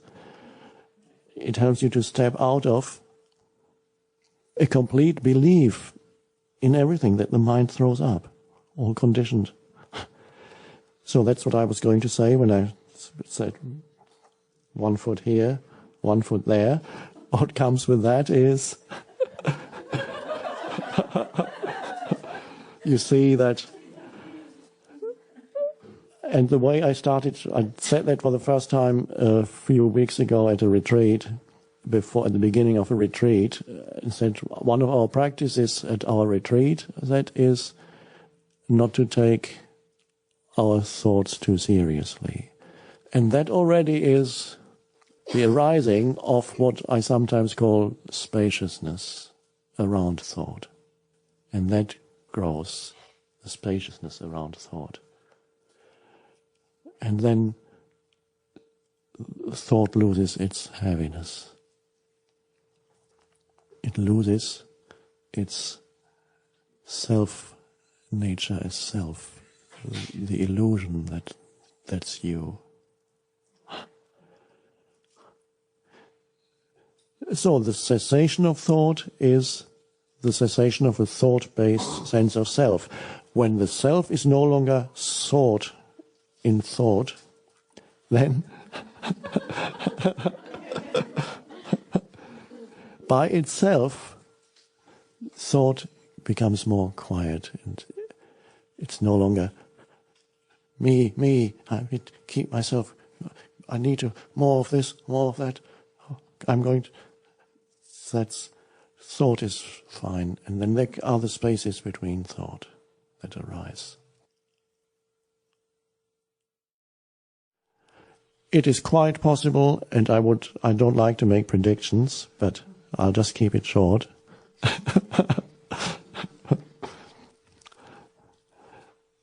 A time will come when thought as we know it, as conceptualization and words going through your head, that won't happen anymore.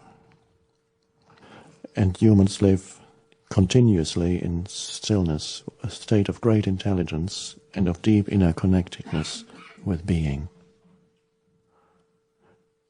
And at that time, if there are still schools, they will be teaching very different things from now, of course.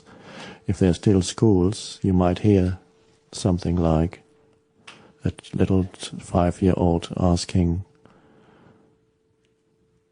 "Teacher, is it really true that once human beings existed who thought that the future could be better than now?" And the teacher says, yes, they existed once, unbelievable as it may seem. If they still speak, but in that state they won't be speaking anymore. There will just be the immediate communication beyond words.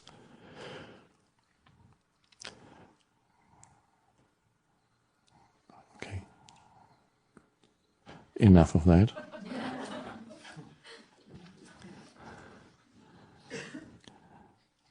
This is where that new state is emerging.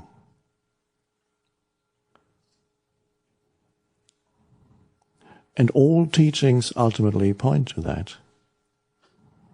Take no thought for the morrow. Course in Miracles seem to be full of thought, and yet it takes you in the end into stillness. The end of words has almost come, it says towards the end. The teaching of Krishnamurti. What is the essence of Krishnamurti's teaching? He's never said it. Don't think. All he said was, let's look at thought. Can thought get you there? Let's investigate thought and let's look at it and until finally you arrive at, no. And he himself, for those of you who are familiar with Krishnamurti, was a great teacher, would spend a large part of his life when he went for walks every day for 2 or 3 hours, and said, not touched by a single thought during the whole walk. Not needed, just stillness. The essence of Buddhism is that. Ramana Maharshi, the famous teacher in the first half of this century, what is the essence of his teaching? It's contained in his words, which was an answer to the question, how can we judge our spiritual progress? How can we know whether we are making spiritual progress? And his answer was, the degree of absence of thoughts is the measure of progress on the spiritual path. Oh, and the minds don't like to hear that. There are some people who say, no, he didn't say that, and you have to show them and say, yes, there it is.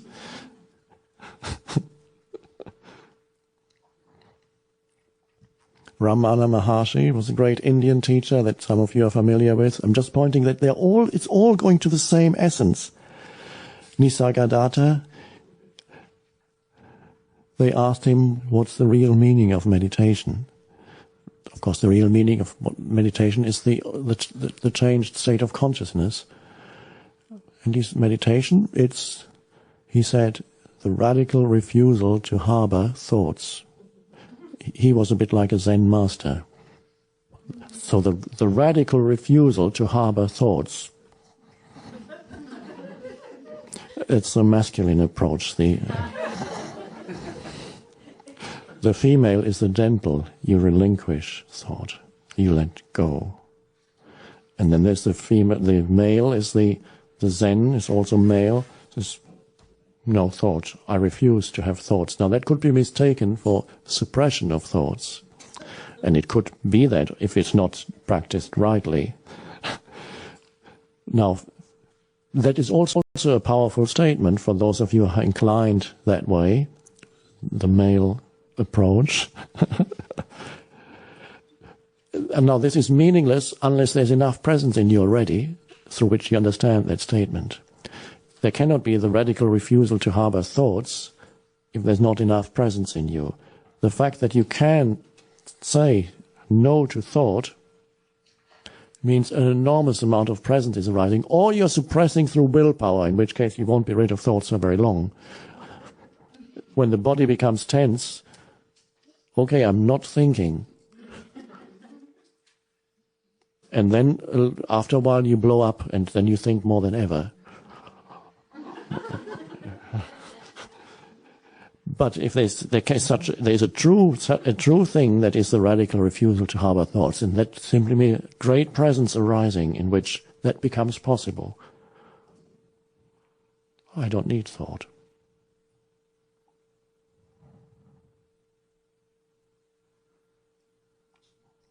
And a thought comes in and just, no, don't want it.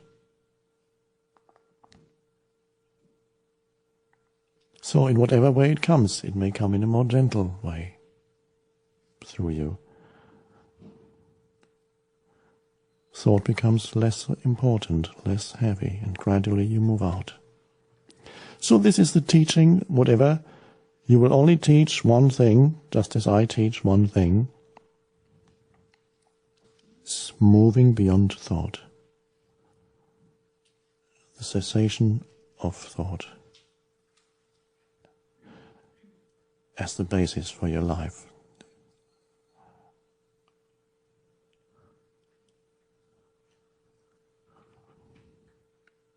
And that is, which is the title of a book by Krishnamurti, that is the awakening of intelligence, true intelligence, great intelligence.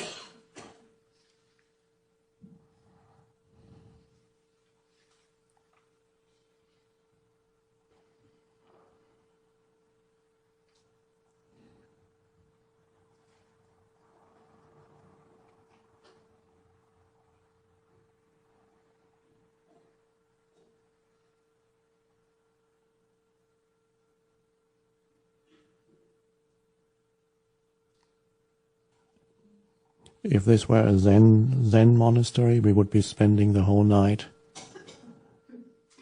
in rigorous meditation. That's the male approach, facing the walls, and we would open the windows to make it really uncomfortable.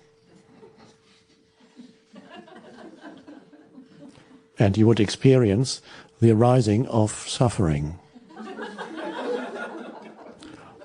More in the head than some pain in the body, yes, cold perhaps, but most suffering is in the head. you're complaining about this dreadful situation.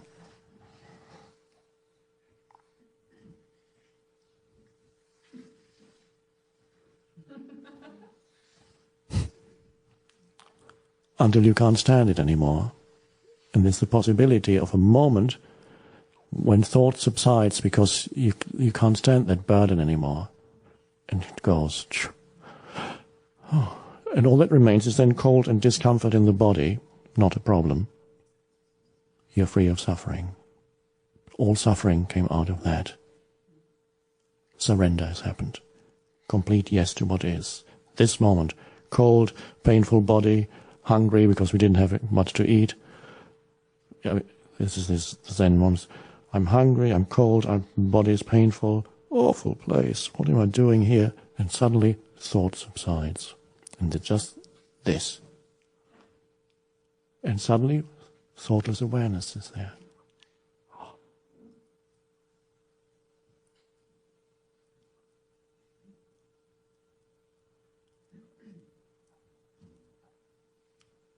And then perhaps after 10 minutes, you say, Master, Master, I've got it. And then the Master says, drop that. Because it's become a concept again.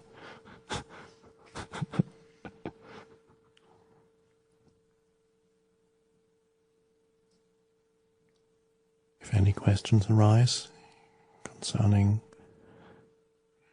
the teaching of that one thing,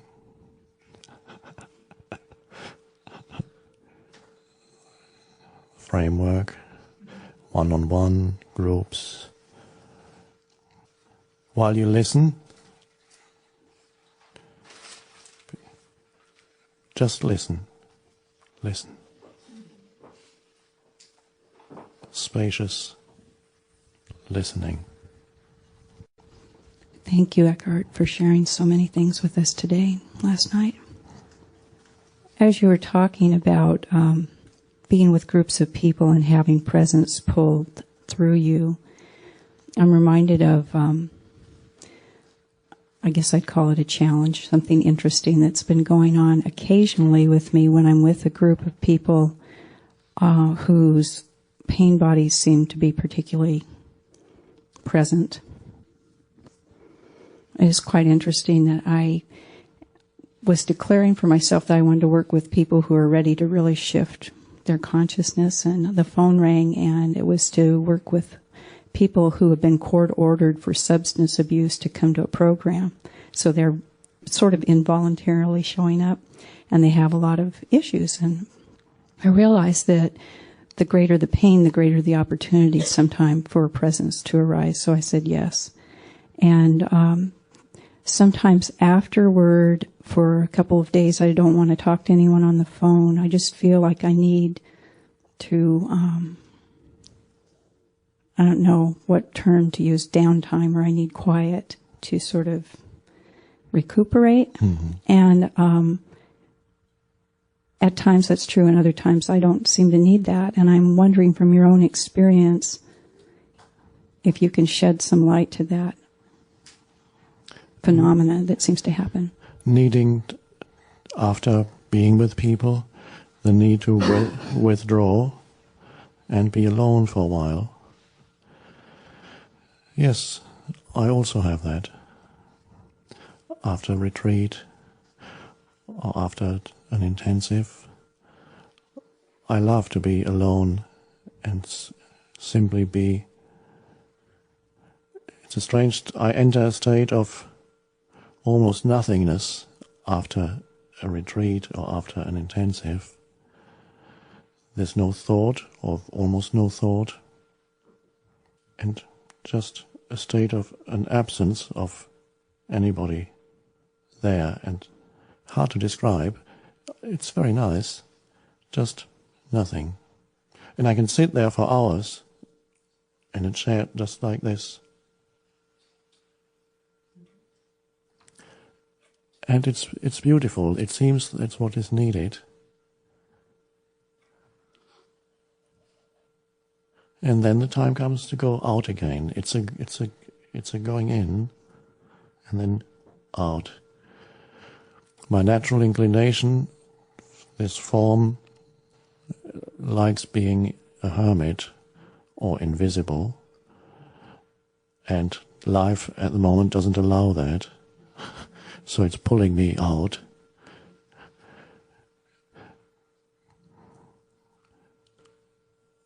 I was a hermit for several periods in my life, and always loved it. And then the call came, no, you have to go out and do the complete opposite. Be out there. And then I surrendered to that, and that also became very enjoyable, deep joy in that.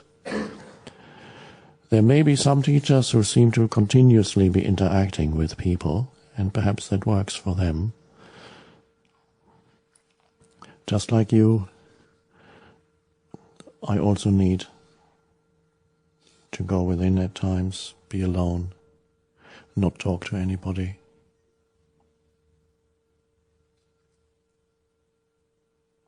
So there's nothing wrong with that.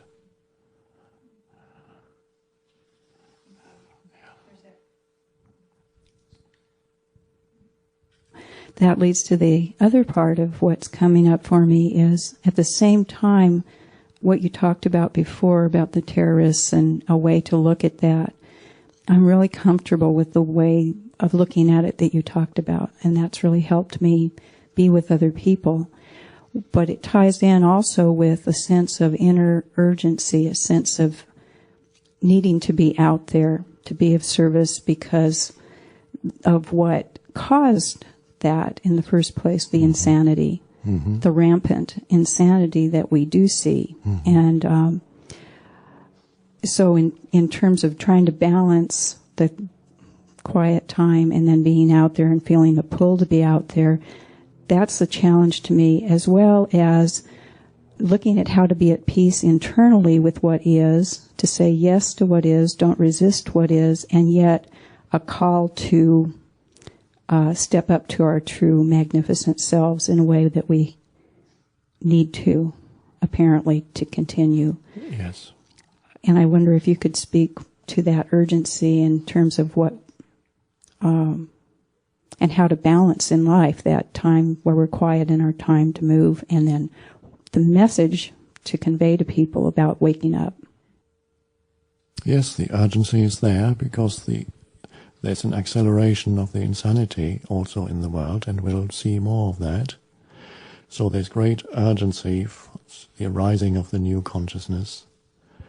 And I feel it very strongly. That's why there's been such an acceleration of the work that I do, because the urgency is there.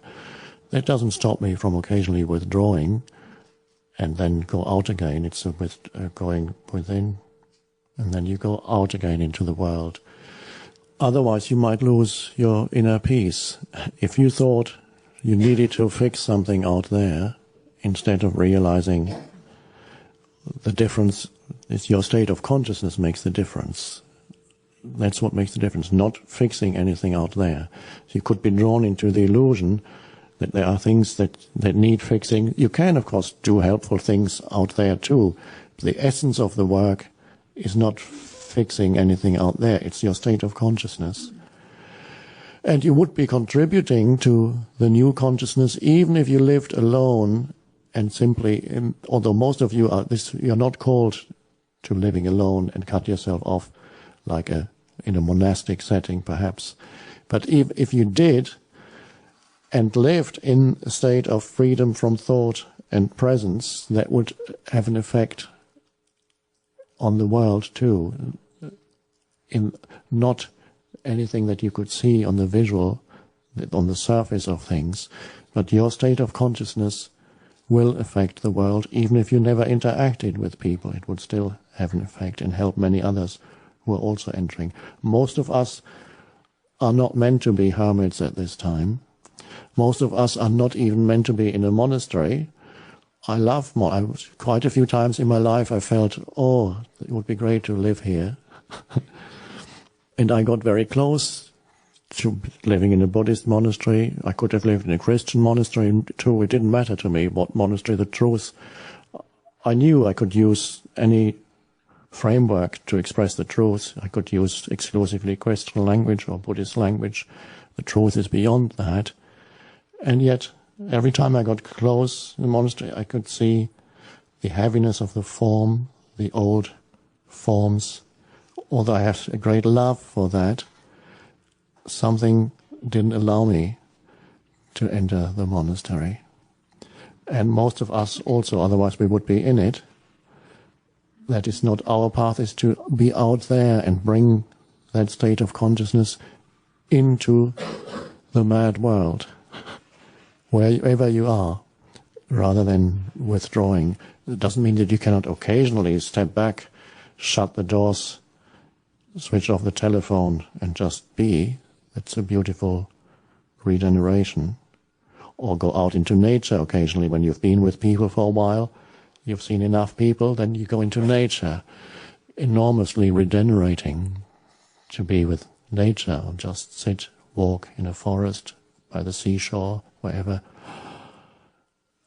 And so easy to be in thoughtlessness in nature, because everything in nature is thoughtless. Prior to thought, you are post-thought. Everything in nature is pre-thought, before thought. Great inner, great connectedness. So, to regenerate, you may occasionally need to do that. And yet you're out there teaching those people, some of whom don't even want to be there, and yet they are there. And perhaps something happens. Perhaps you can explain to them that they have a choice between happiness and unhappiness. Explain about the pain body. Quite a few people are ready to listen to that because they immediately recognize the truth of when you address pain body. They know it so well. Many people who are drawn to drugs just cannot stand the pain of ordinary existence, the pain that they carry inside, and they run away from that pain.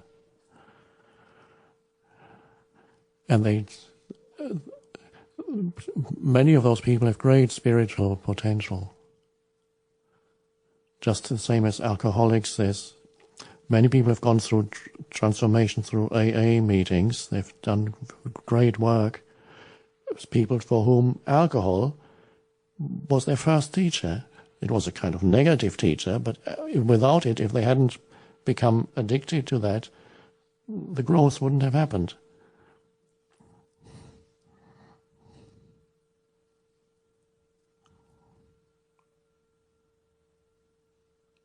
So you could teach perhaps that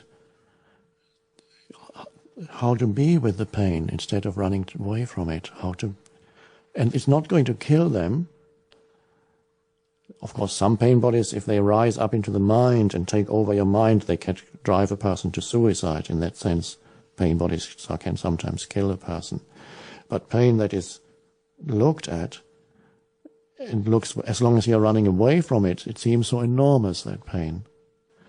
But when you're shown that you can actually be with that, and if you embrace it, it doesn't kill you. If you surrender to the pain, and they may have to do it with you, for you cannot do it alone yet. Let's do it together. When the pain is there, let's surrender to that and hold, and let's be the spaciousness in which this pain happens.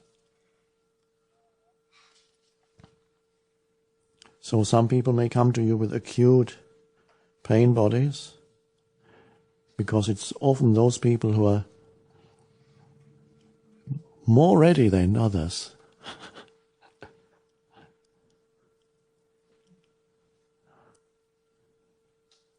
Because they can't stand it anymore. But it's a challenge to be working with pain bodies. It's a beautiful challenge. It's an interesting thing when a pain body becomes active in a person, and in that moment, provided that that person already understands the nature of pain body, and at that moment the person gets taken over by pain body, You can then speak to the consciousness that is still there underneath it and point out what's happening. And something in that person will be listening, but the pain body on the surface will be denying. But you can still address the awareness that is still there underneath the pain body. So you bypass the pain body. This is an interesting thing to do. In a person whose pain body has become very active, you address the sanity underneath it, and something will be listening. I've seen a few cases of people waking up even in the middle of a pain body attack, when the sanity in them, the awareness was being addressed, suddenly stepping out, and the pain body collapsed.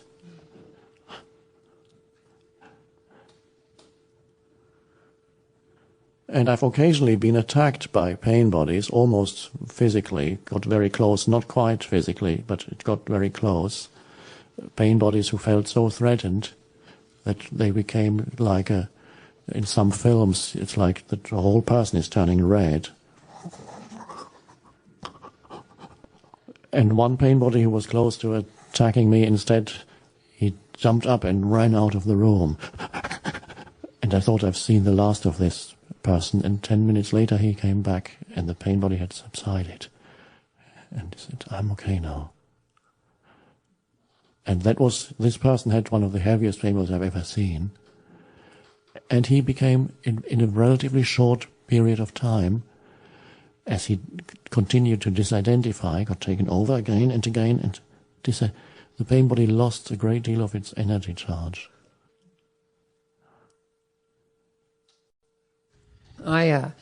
Probably 3/4 of the people I see actually come to me because of physical illness.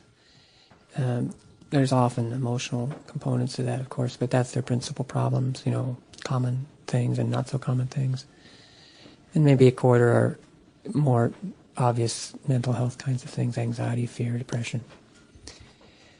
But regarding the physical illness, most of what you talk about we might recognize more in the realm of the mental, emotional kinds of clients.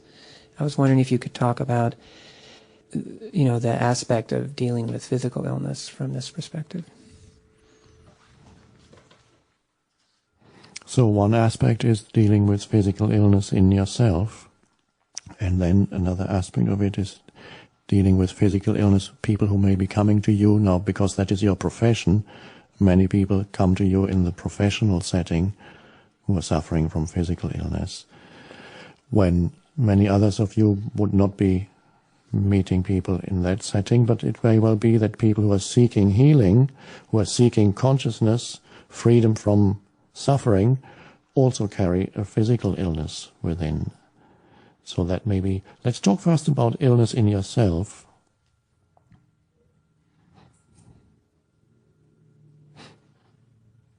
I touched on it briefly in the book, where I mentioned that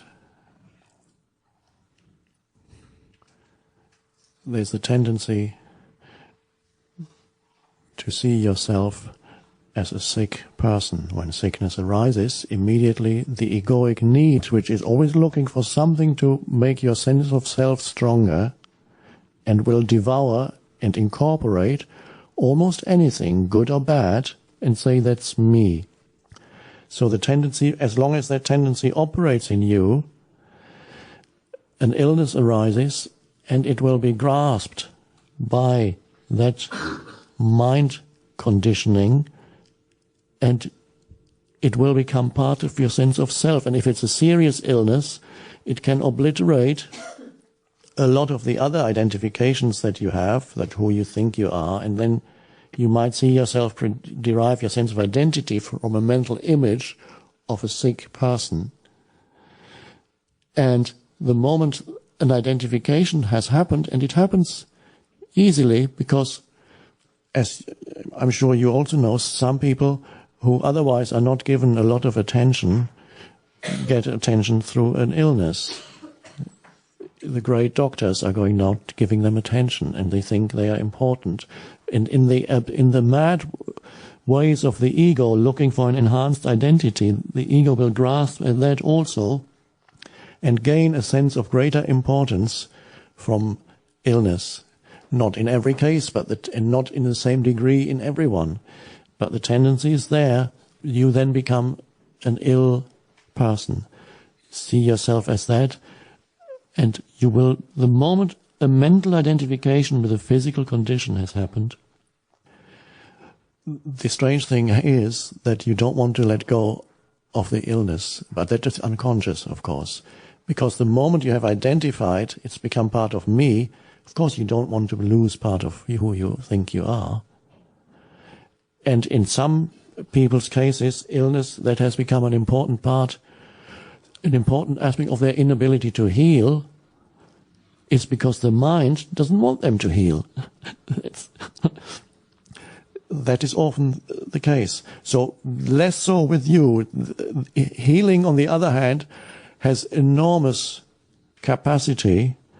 An illness has enormous capacity also to awaken. It has enormous capacity to pull you into greater unconsciousness, and it has an even greater capacity to awaken you. And for many people it's happened that a serious illness that they were faced with, which always contains the possibility of death, so it is serious because it contains the possibility of death, has led to a great awakening of consciousness, because you don't know how much time you've got anymore. And the whole time-bound consciousness that I still have a lot of future to complete myself, and you realize I may not have. And there may be pain associated with the illness, physical pain. And again, physical pain can lead to greater egoic contraction, and physical pain can lead also to surrender. I've met some people for whom physical pain had become the only teacher they ever had, and it's led to surrender. I've seen people with AIDS already no longer being able to walk, and looked into their eyes, and that's just one example. When you look into people's eyes, you can see the state of surrender or resistance. I've seen people with AIDS with light shining through their eyes. Their illness had driven them into surrender. Not in each case. There are people with AIDS whose illness has driven them into greater egoic contraction. And so there are always the two possibilities: illness taking you into a more contracted ego, and then you become a bitter, unhappy, deeply suffering entity, and you're hanging on to the illness without knowing it, because at least you know who you are now. Or it becomes a teacher of surrender. And even pain could do that. I've been free of pain for many years, except recently, for some reason, a few pains have appeared in my body. For a few days, a pain appeared here, and then a pain appeared there. And it's simply being with it. I don't know why it appeared. Maybe the energy charge is getting too much for the body, a week-long retreat. It's like the body perhaps is not made for such an energy charge. It's like taking a little toy that runs on two 1.5 volt batteries, and you push its button, as I have one, you push its button, and you push the belly, and it says, "That tickles, that tickles." And then you plug that toy into the socket, into the electric outlet with whatever it is, 190 volt. And for a while it says more significant things than it tickles. But the mechanism isn't quite adjusted to that voltage yet.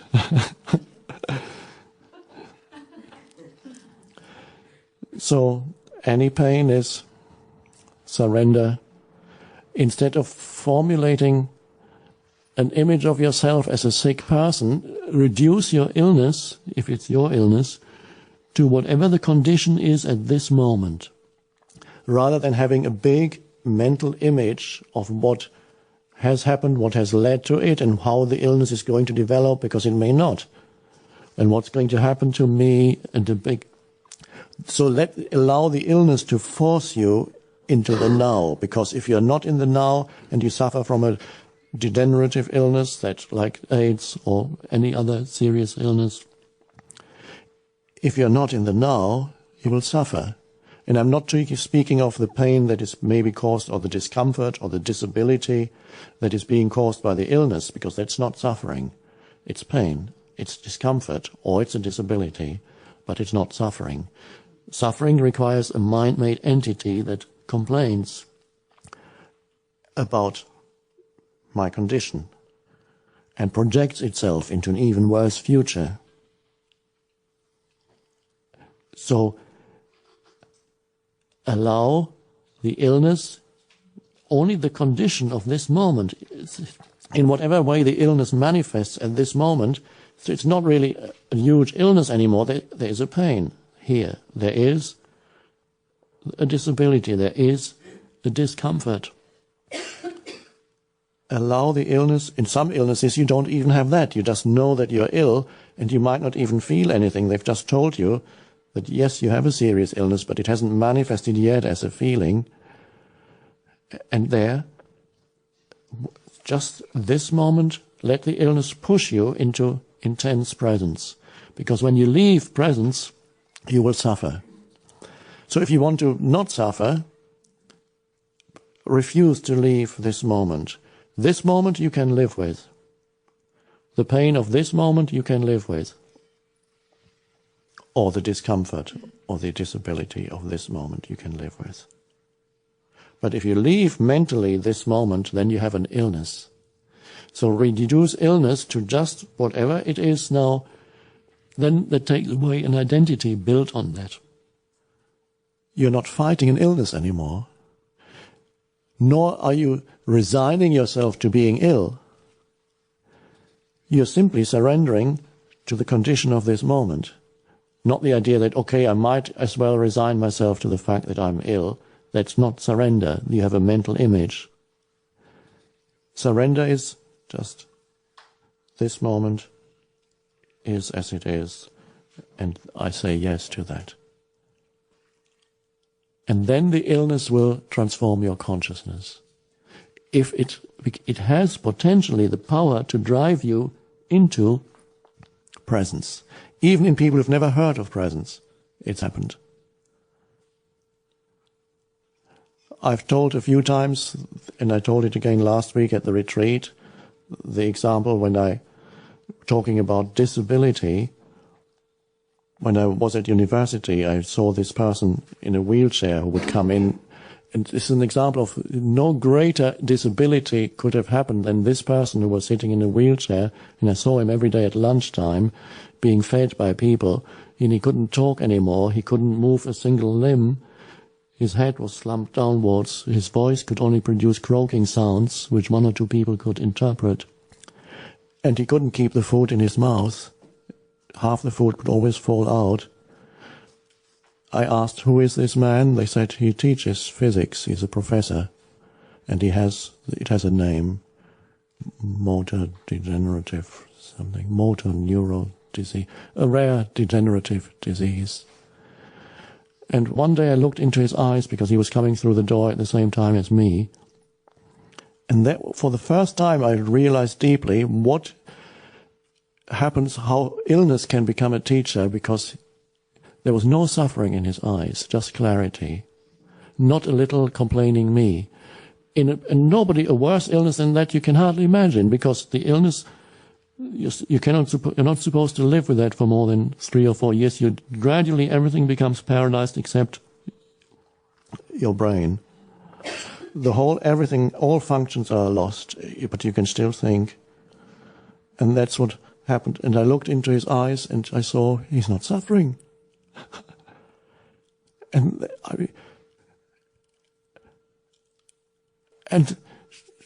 they had given him 2 years. They said, they told me this man is going to live for another 2 years. That's how much the doctors gave him to live. And 10 years later, I had long left the university environment behind. I'd spent time on my park bench. And I would often go into newsstands to see what's happening in the world, because I didn't have a TV or radio, so just read the headlines. And then I looked at Newsweek magazine, and this very man was on the cover of Newsweek magazine in his wheelchair. And he had become the most famous physicist in the world. 10 years after he had been given 2 years to live, 10 years later he was the most famous theoretical physicist in the world, and they call him the successor of Einstein.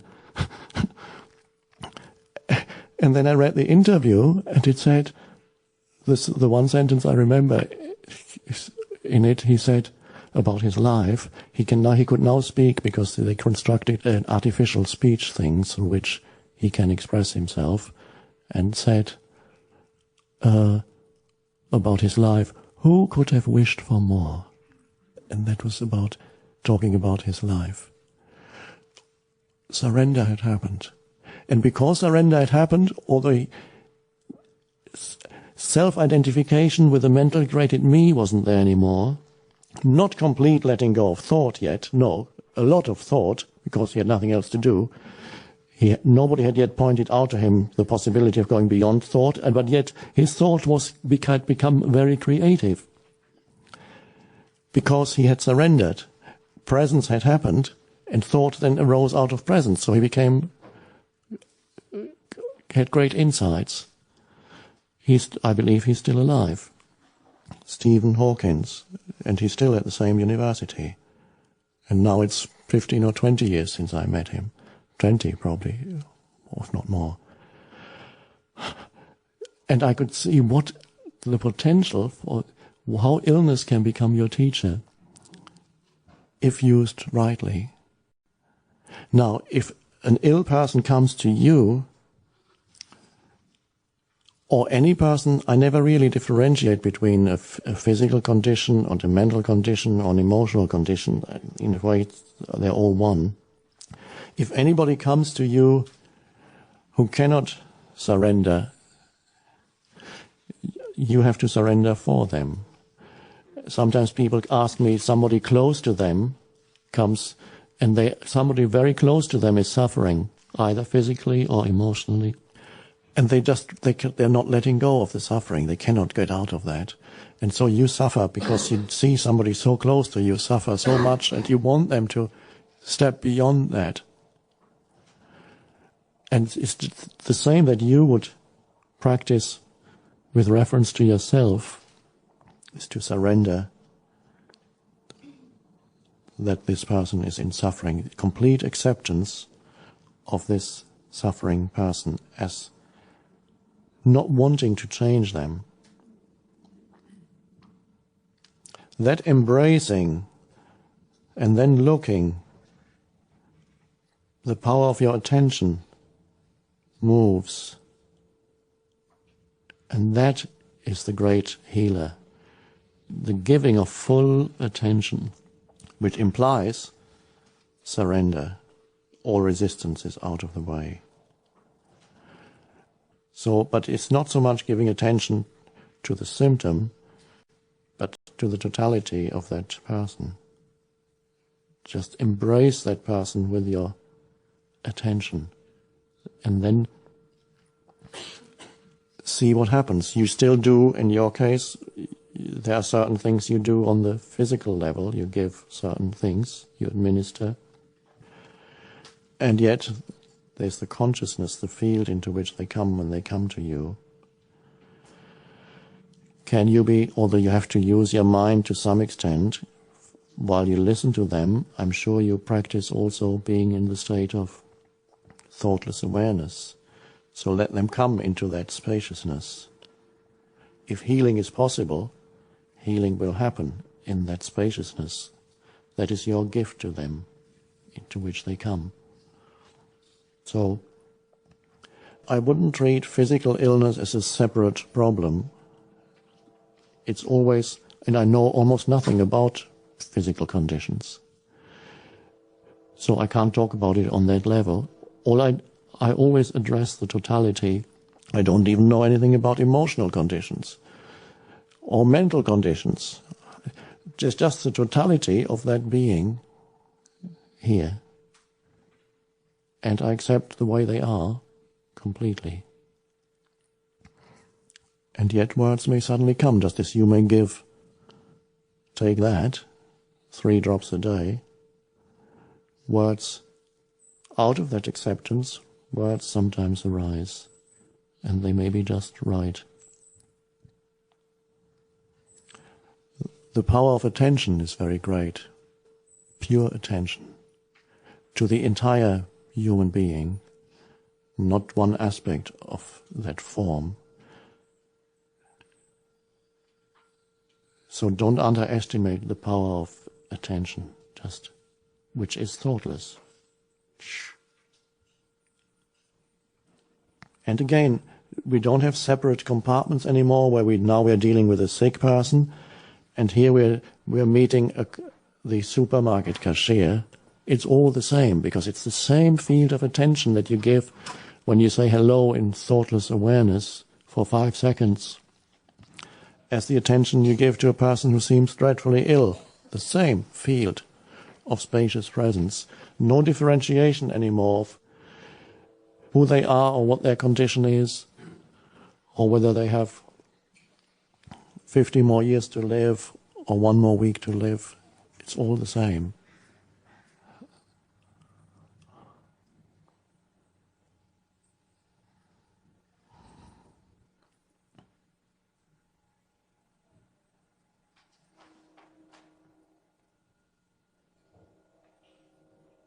Attention is the greatest healer, which is presence. Along the same lines, being present with pain, whether it's mental or emotional, is there some pain that is just so great that one cannot stay present with? Example, coming across a car accident, even with a very conscious being. My husband, I think, is a very conscious being, and 2 nights ago, back spasm, screaming, could not, now he's on a morphine drip in the hospital. And during his screaming, I'm saying, look in my eyes, breathe, and he's just saying, I can't. There is pain. I guess that's a question. Is there pain that is just comes on so quickly and is so great that being present with it is almost impossible? And where do you go with that as an onlooker and as an experiencer? Because that could have been me feeling that. Thank you.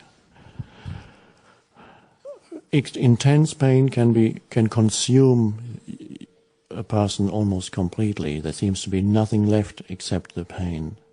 And in that case, you, as the person close to that person, can bring presence, intense presence to that, and hold it. Very intense pain is rarely prolonged, although some people suffer from that also, and that is, of course, the most dreadful thing that could happen, to be continuously in pain.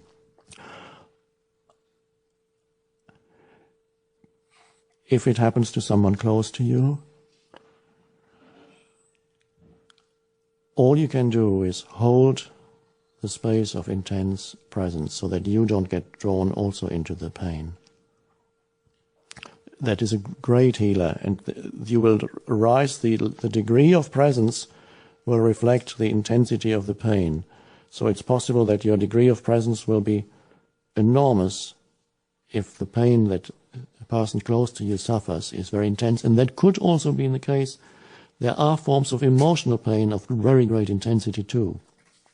And some person close to you may be in dreadful emotional pain, perhaps totally consumed by the pain body, completely identified with it.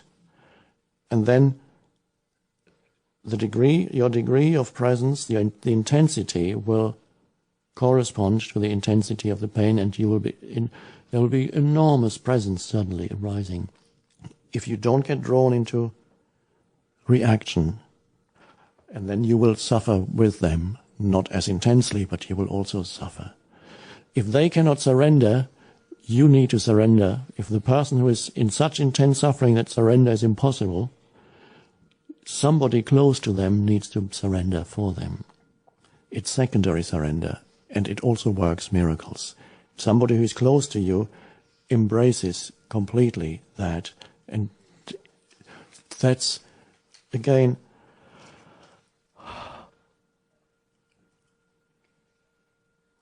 there's always a redemptive dimension to illness and pain. Fortunately, that sharp pain, I don't know what is his condition now. Is he still in pain? Or? He's on a morphine drip in the hospital, so there's no pain, but Yeah. the pain was, it would go for 30 minutes at a time, just screaming pain. Yes. And Yes. breathing into it and staying present wasn't possible for him to do. No. And I run across people like this. This is not unusual. Yes. Intense pain can also consume the egoic entity. It can't survive anymore. Or intense, dreadful disability, as in the case of the person I just talked about, an egoic entity finds it hard to survive in the presence of such intense pain. I had a pain probably much less intense last week on the retreat in New York, and for 3 days I had a lower back pain, which I hadn't had before. And at one point so much that I couldn't get out of bed. I had to roll out of bed and then crawl on the floor, and finally I could get up. And it wasn't so intense that I couldn't surrender to it. It was just there, so I sat with that. There are greater, I know, in his case, probably of much greater intensity. If it's all-consuming pain, physical or emotional, surrender for them. You become still, present, and an enormous energy suddenly rises. And some people do that when they accompany a dying person also. The greatest thing, again, with a person who is dying is to bring the spaciousness to that moment. And maybe the dying person cannot do it, maybe in the last few moments he or she can, but you are there to provide that space. And it's not, you get out of the idea that this is so dreadful, this moment. Everybody dies. And hold that thoughtlessness, pure awareness. Field.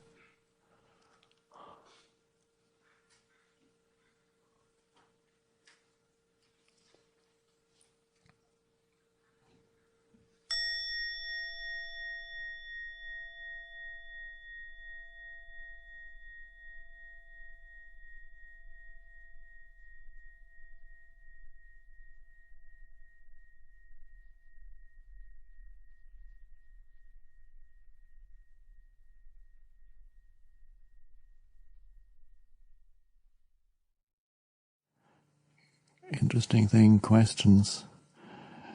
More and more you will find people asking you questions, and the ability to differentiate between vital questions and mind-made questions, and so that you don't get drawn into trying to answer a mind-made question.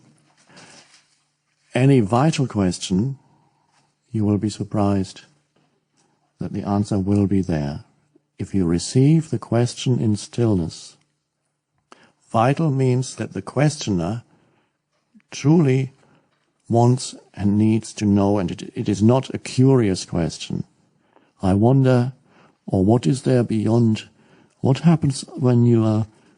Is there another state after enlightenment? I've read this book and it says that after you become free, then there's another state. I want to know about that. That's not a vital question. A vital question is how to be free now. It's vital. It concerns me. It concerns someone close to me. I need to know this. That's why I don't like to give interviews, because it's very rare that in an interview It's an artificial situation. The interviewer comes with a set of questions. They may be good questions, but because the artificial setting, they're rarely vital questions. Do you truly want to know that at this, does the question arise out of this moment? And you truly need to know that now? And often I find in interviews, what comes is less alive, has less power than what comes when it's a true question. There may still be some power. So recognize the question, is it vital? If it's vital and it is received by you in and through stillness, you just listen deeply to the question, then the answer will come through you.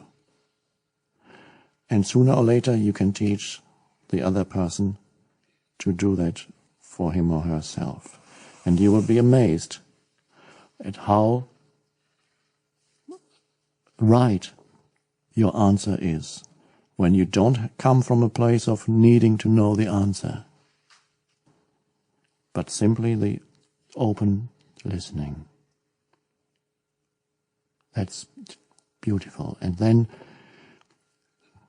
if it's not vital, cut through it in whatever way, or say, I don't know, I'm not even interested. Nor are you, really.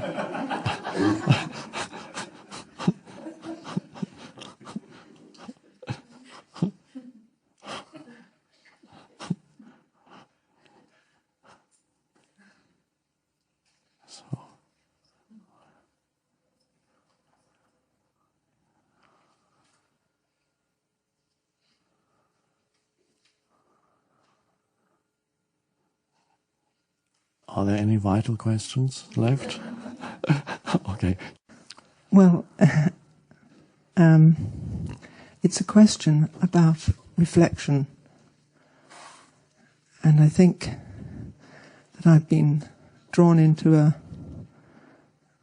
I'm just, after listening to you this morning, I have a feeling that reflection is in disguise as thinking and analysing. And I'd thought it for a long time. I could feel and see the word reflection, that one was sitting very in a kind of quiet posture, and I got a little caught up with that. But it's a euphemism. I'm having a feeling after listening to you this morning that really it's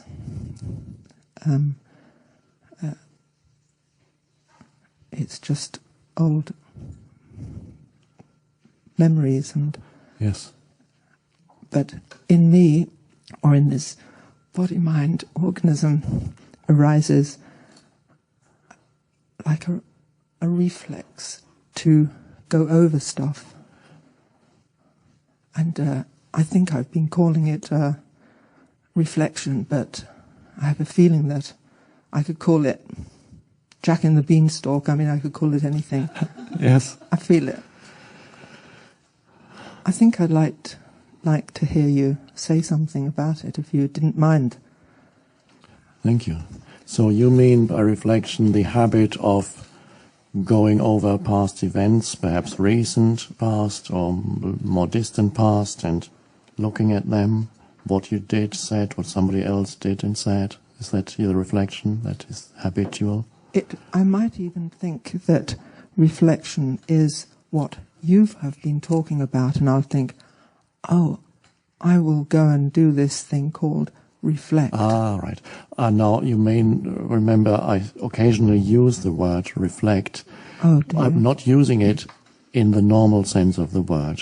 I see. In the normal sense of the word, reflection is thought activity, contemplation, thought, contemplative thought, perhaps you sit quietly and you look and you go through your mind concerning a situation. When I use the word reflection, and I use expressions like, I reflect something to you, that is totally different. And that is also what you do when you are with people, what you reflect to them has nothing to do with mental reflections. It's a different use of the word. It is to hold the spaciousness of presence, because that is the essence of who you are underneath the mind. When somebody then meets with you, that person recognizes in some way his or her own essence in that spaciousness. They may not even know it yet. They only may know it as a feeling of rightness and goodness at that moment when they are with you. So when I use recognize, that is not usually an intellectual recognition, a mental recognition, a mental realization. It is often that recognition that is there when you reflect to someone, as I've been reflecting all this weekend to you by simply holding, without doing anything. When I use language, it sounds as if I were doing something. By holding that spaciousness of presence, which is thoughtless awareness, and something in you knows, it senses the goodness and the rightness of that. That sensing, I'm using these words because it's very hard to find the right words to describe something that is so beyond words. So I'm using fairly simple words. Perhaps they're less likely to mislead one. Sensing the goodness and rightness of this moment, of being here at this moment. That is because through some form, some form has become transparent enough so that that spaciousness can shine through the form. The spaciousness reflects back to you who you are. You recognize yourself, not through any thought activity. So it's being yourself. It's like arriving home. This is good. And perhaps you have no idea about it, just as when my transformation happened, I had no idea in my head, I couldn't explain it. So that's the meaning of reflection in a different sense, and that is your job, is to hold the space of presence so that people can find themselves, their essence, when they come to you. They don't come to see you, they come to find themselves. Nobody comes to see me. Why would they travel such a long distance to see me? And the strange thing is they travel a long distance to find themselves. If that works, fine. At some point they realize I don't need to travel anymore. Except if I enjoy it. It may no longer be a need, but you may still enjoy that reflection. A deepening is still there. That your own realization deepens when in that reflection, and it's beautiful. So for a while you travel and it deepens, and then you no longer need to travel, but you still do it because you enjoy it. Until that may fall away too. And then people travel to come be with you, and they enjoy that. And so that's beautiful. It's not that really nobody comes to see you, never feel that they come to see me, because then you get into a dilemma. Am I going to disappoint them? Am I going to give them what they need and want? Will I be able to give them what they need and want? They've come such a long way. Do they think it's worth their while? Oh my God, can I live up to their expectations and the image they have of me? What if I fail? What if I... But if you know they don't come to see you, they come because there's less of you, because you're transparent to the light, which is the case when you become present. The spaciousness is there. They come for that transparency. Nothing to do with you. That's a relief. I don't have to do anything. That's good to know. And there's no credit. There's nobody who claims that I have transformed. This weekend I transformed 30 people, 400 people. Nothing. and I failed, and then there were another 100 with whom I failed miserably. They didn't become transformed.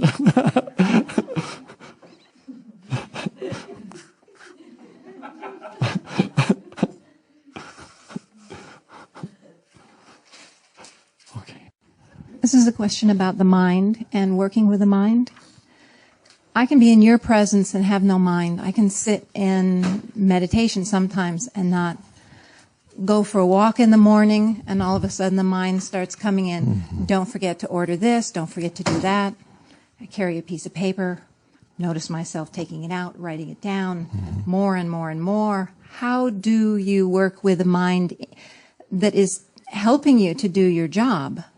I run a retreat center, and I have to listen to those things and work with them. Yes. But sometimes it's too much. How do you work with the mind? Yes. So, of course, it's very helpful at times. You need that. You need to remember things. But the mind tends to come in the most inappropriate times and tell you, you must think about this now. You're out in nature. You're not sitting in your office where you that is the space where you focus on what you need to deal with. Now, it may be simply a thought that you suddenly remember while you're walking out in nature, and it may be a very valid thought. You might forget it and you write it down. The question is whether that thought then becomes a mind stream. If it's just a thought, it might be a useful thought. You write it down and then you're back perceiving, walking, being present.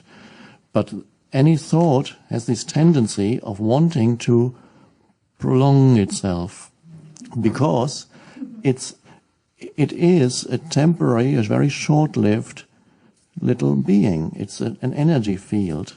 It's a creation. It is a mind creation. A thought is, almost every thought is an entity. No entity wants to go. It wants to carry on and, if possible, grow.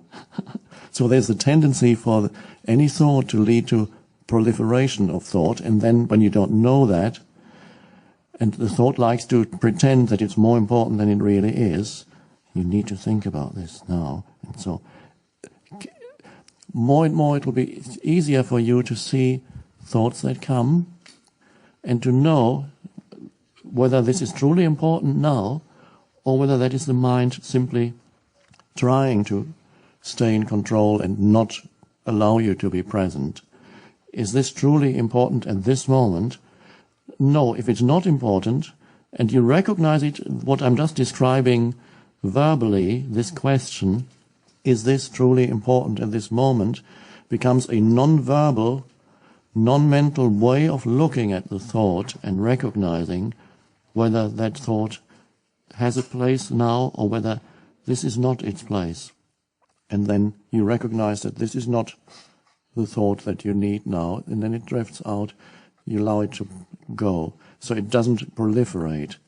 So we talked a day or 2 days ago, perhaps, about I used that expression, your relationship to thought.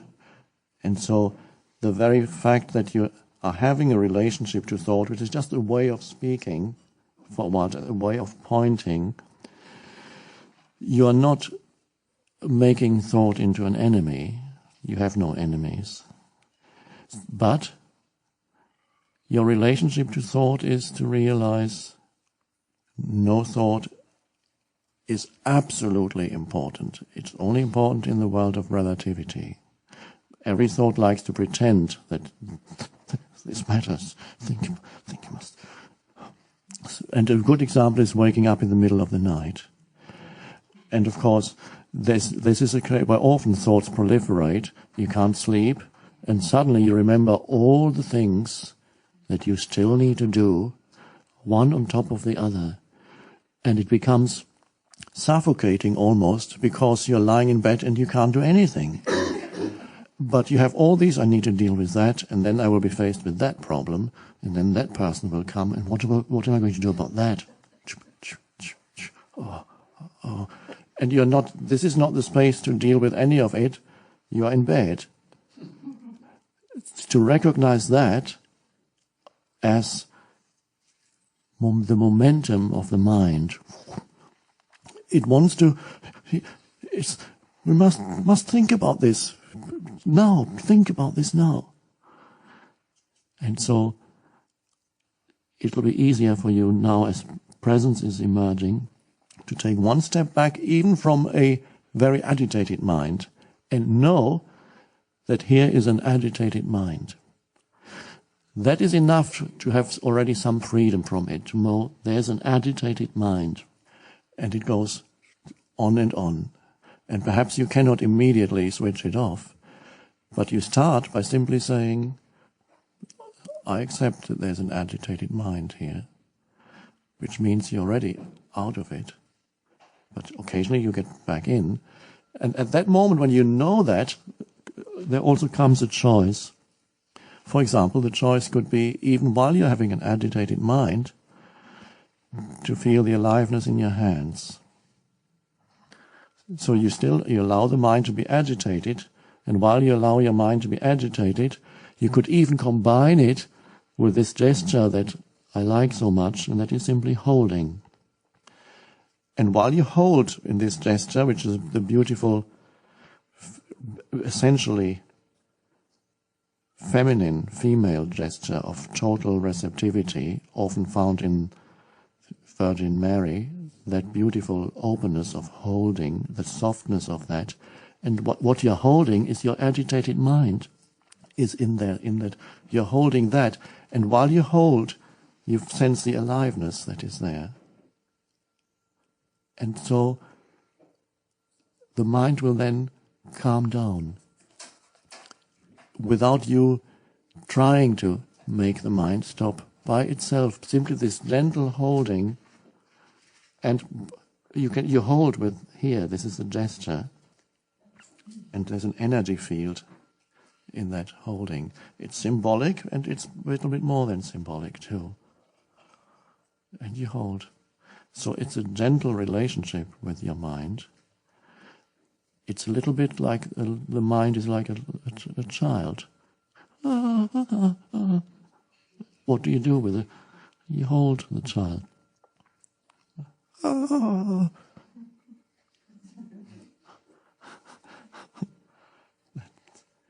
So have that relationship with your mind.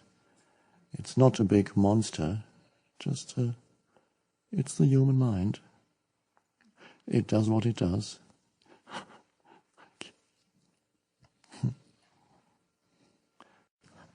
Eckhart, I wanted to ask you if you would be kind enough. We talked yesterday about a situation that might be if you're facilitating a group, but if you're working individually, like in a group, you might play a video or an audio and then meditate. When you're seeing people individually, in the years that you did that, how would that look? What could be one way that might be? I mean, do you mean when I saw people all those years? Do you mean what was the structure of it? Yes.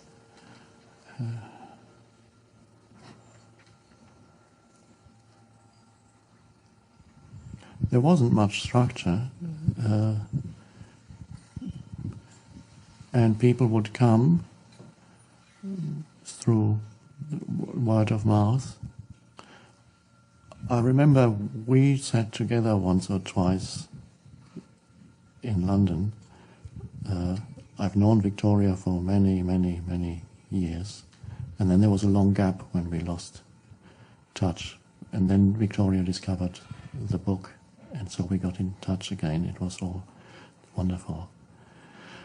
And we sat together in stillness once or twice in my living room. It feels, it's now. And you said, I can feel a gentle something. I don't remember the exact words, but you said, and we sat in silence. With some people I would sit mostly in silence, and other people would come as if it were a therapy session, and they would do a lot of talking, and I would do a lot of listening. Didn't know yet the power that is in the listening until this the lady came and said, you are a healer, you are healing. That was the emanation that comes through the state of stillness. And I tried out different things for a while because my understanding wasn't yet fully developed. For a while I used sometimes visualizations with people to get them to a place of peace, and then that wasn't quite right. Until a totally natural way evolved of being with people. And a characteristic of that is, and that applies to all those people who are doing significant transformational work with others in whatever capacity, it's often the case that they do what they do and it comes so intuitively, they couldn't describe to you what they do. And it's because it comes out of the state of presence. Before I could be fully effective, so that inner state became externalized as a teaching. When I was, for quite a few years, I was working with people, it was in the process of becoming externalized through meeting those people and being with all those people at the time. It was not yet fully grown, almost one could say. It took time. There was no time in that state, but it took time for that state to become externalized as a powerful teaching stream. Not only the words that were part of that, but also the energy that emanates. It was already emanating there, but it was still growing, the externalization of it. So all that was a process of externalization over time. But even there, quite a few people already experienced a transformation there. For some people it was already very powerful and it worked. Others I couldn't get through yet. Certain other people who came with very dense minds, and yet the mind was still able to not receive. So would be an interesting story to write about all these things. And what happened, less and less, the structure became less and less in a way, and I couldn't call it anything anymore. What to call it? Healer, spiritual therapy. For a while, I thought, well, I need some label. What do you do? I just sit there, and you come, and we sit together, and I listen, and then what? Nothing. Just. That was also the time, perhaps, when we sat together, I gave the first public talk. I met a man. There was a little gathering, and I met this man who worked for the Theosophical Society, and I talked to him for 5 minutes about nothing special, and he said, "You must come and talk to us, we need you at the Theosophical Society." So at about that time, that was the first talk I gave, a formal talk rather than talking to a few people informally. That was so I went to the Theosophical Society, and the title of my talk was, because they wanted, you need a label, spiritual dimension in psychotherapy. And there were maybe 25, 30 people there, maybe similar to this group. And so that was the beginning of speaking, and that also grew through time. So it's always the case is that and you also are finding that already, I'm sure many of you, and increasingly find that you don't have to do much. It is being done for you. You're thus the opening. And so that's the case with even the truly effective therapists. They don't do much. It just happens. And then sometimes there come people and say they must have a secret. What is it that they... There's this thing called NLP. I don't know, I haven't investigated too much about it. But that started with people looking in detail, our 3 effective therapists work, and they couldn't explain how they work, because they just did it. It just happened. But they started watching them and writing down whatever they do, because they're so effective. We must know what they do. Now they're mirroring the other person's movements. They didn't know they were doing that. They were so in tune that when the client they were listening to moved, they moved with him. They didn't even know it. And then the eyes go that way when he asks that question, and then they go that. And that became a system. And I believe that is the same case with Tai Chi, which I feel very strongly because I've experienced that. Doesn't happen often. Spontaneous movement, joyful expression of presence through the physical realm, the body spontaneously suddenly beginning to move. And it looks as if I were doing Tai Chi. I don't know anything about Tai Chi. It's just moving like a very slow dance. And I'm sure the origin of Tai Chi was a few people spontaneously, because they lived in presence, moved. Because it was a joyful expression of presence. And then some others said, wow, that looks interesting. And they became fascinated, not just by watching the harmony of the movement, but by sensing the energy field behind the movement. And the more and more people looked, and then they would come every day hoping that the master would move again. But of course he or she wouldn't move every day. And at some point they said, we have to learn this. And then they came with a piece of paper and said, okay, now the left leg goes up. Now the arm moves slowly outward. And then over time, it became something that you can learn.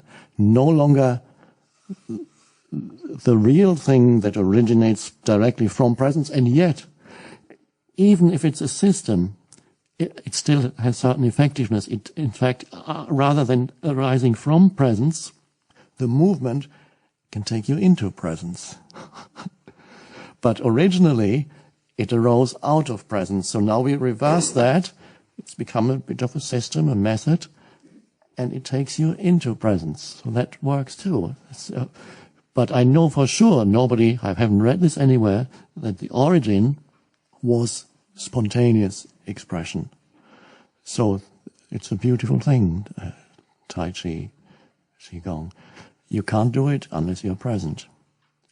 You won't be very good at it unless at every stage, not trying to get from here to there, not hoping that, okay, I need to get there now. No, you're here, here, here, here, always here, never mentally there. And I know nothing about Tai Chi.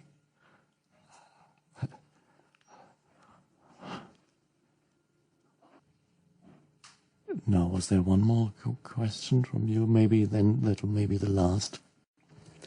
Before my question, I just want to add another perspective on charging or not charging. That a great healer in New York City who charged for his healing, and he was very effective laying on of hands. And he said, you don't charge for the healing, but you charge for your time. Yes. Yes. In the Western society. Yes. That's what you have is your time. Yes, that's another perspective on it, which also contains some truth. Yes. Yeah. And now my question. I have a private practice for many, many, many years, which transforms as I do. And at this point, I've been incorporating your teaching into every session, which has given new aliveness to my work, which was getting flat. An aspect of what I do has to do with emotional healing, where the client lies down and I have them breathe and take them out of the mind and into the body and into what they're feeling. And I'm very aware now of not wanting to support a client being stuck on the level of story. However, there is a place where, as you once said in a tape, where experiences, let's say with a parent that have not been accepted, get stuck and then becomes a cloud in which somebody perceives other relationships or themselves or whatever, and that could obscure their ability to experience presence. And so my question is, when I'm bringing a client into the emotional body, and there's an issue around a parent or around something that has to do with the past, where is that point where you're allowing the story to take over and the emotions to kind of just run through that, and you're losing effectiveness, and where is the place for working on the level of story? Yes. The story is helpful to know. Sometimes the story is not even known. Of course, it can happen that an emotion, a residue of emotion is there, and there's not even a memory of where it came from. And sometimes as presence grows, it can happen that suddenly a memory comes back. That's not always necessarily reliable, because it could be also sometimes a symbolic expression. But the memory comes back. Let's say it is a memory of what happened, or the memory was already there, but a non-recognition of the emotion that went with it. So the memory was there, that is another possibility, but the person was unaware of the emotional charge. That was because the child had to cut him or herself off from that in order to avoid unbearable suffering. So it's just as possible that the memory continued, but not that, and the person, the adult, then thinks, he remembers that incident or series of incidents or what used to happen at home, behavior of one or other of parents, but no longer can't feel and thinks, don't have emotion around it. Yes, my father would do this or that whenever he got drunk, just an example. But I didn't feel bad about it. And then after a while, but that badness may come up at other times, not knowing that there is the origin. So it's good to recognize the connection between a memory and an emotion. And once you have seen where it is, not to perpetuate these two so that they link into each other, because the emotion will want to perpetuate itself.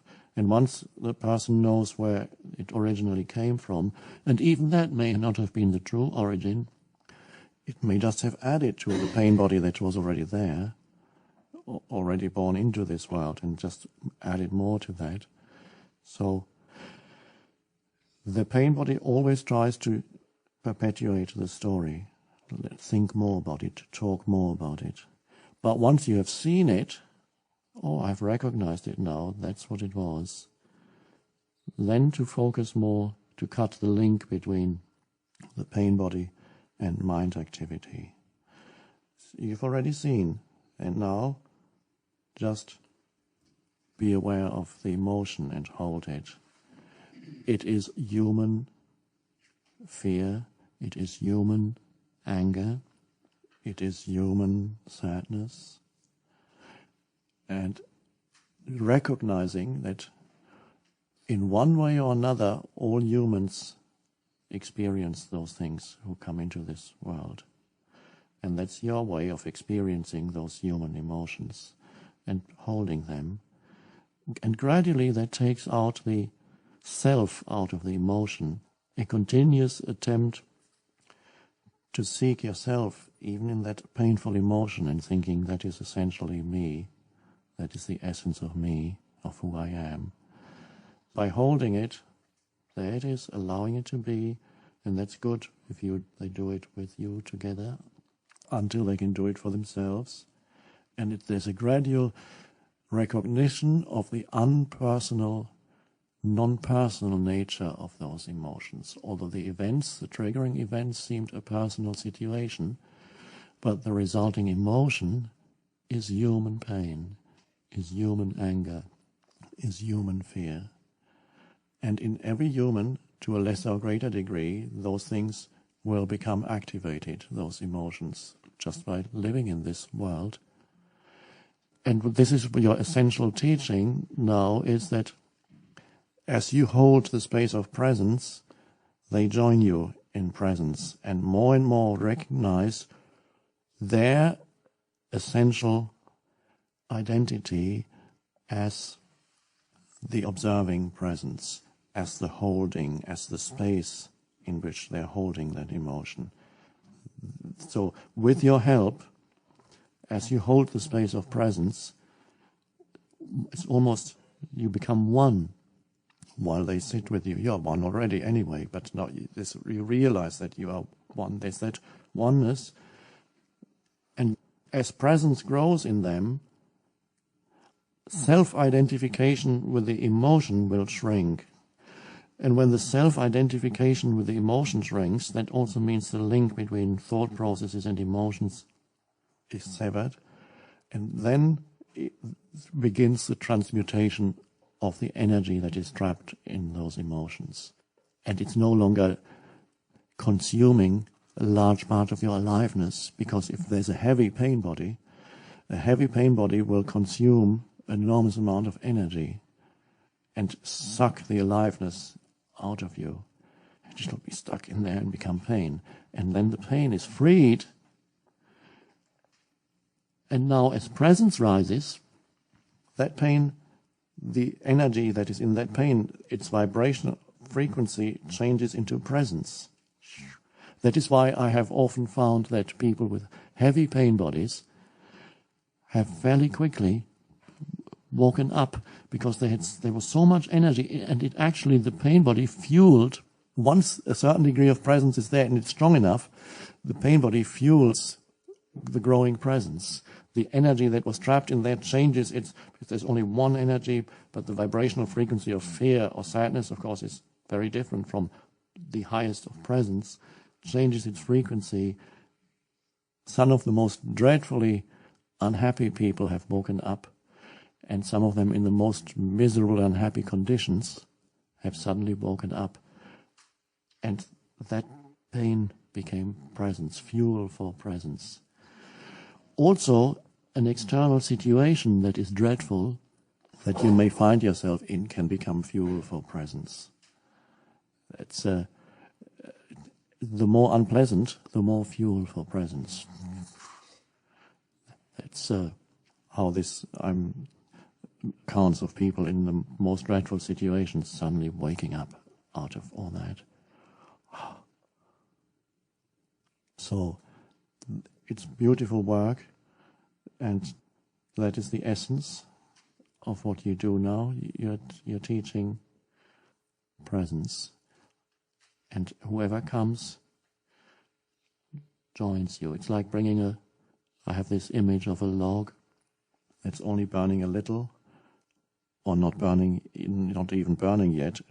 Put it close to another log in the fire that's already burning, and then quickly that one burns too. So you're all logs.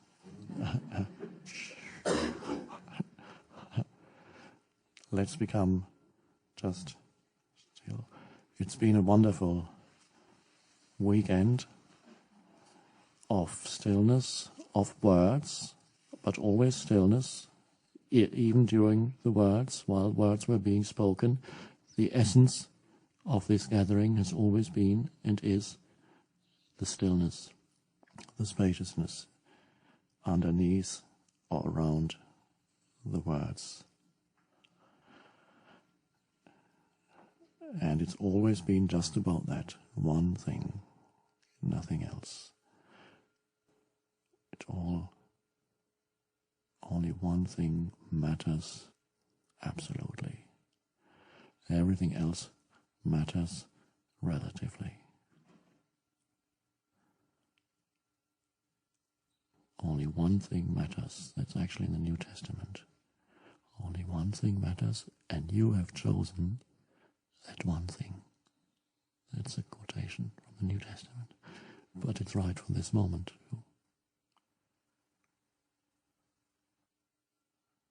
Thank you.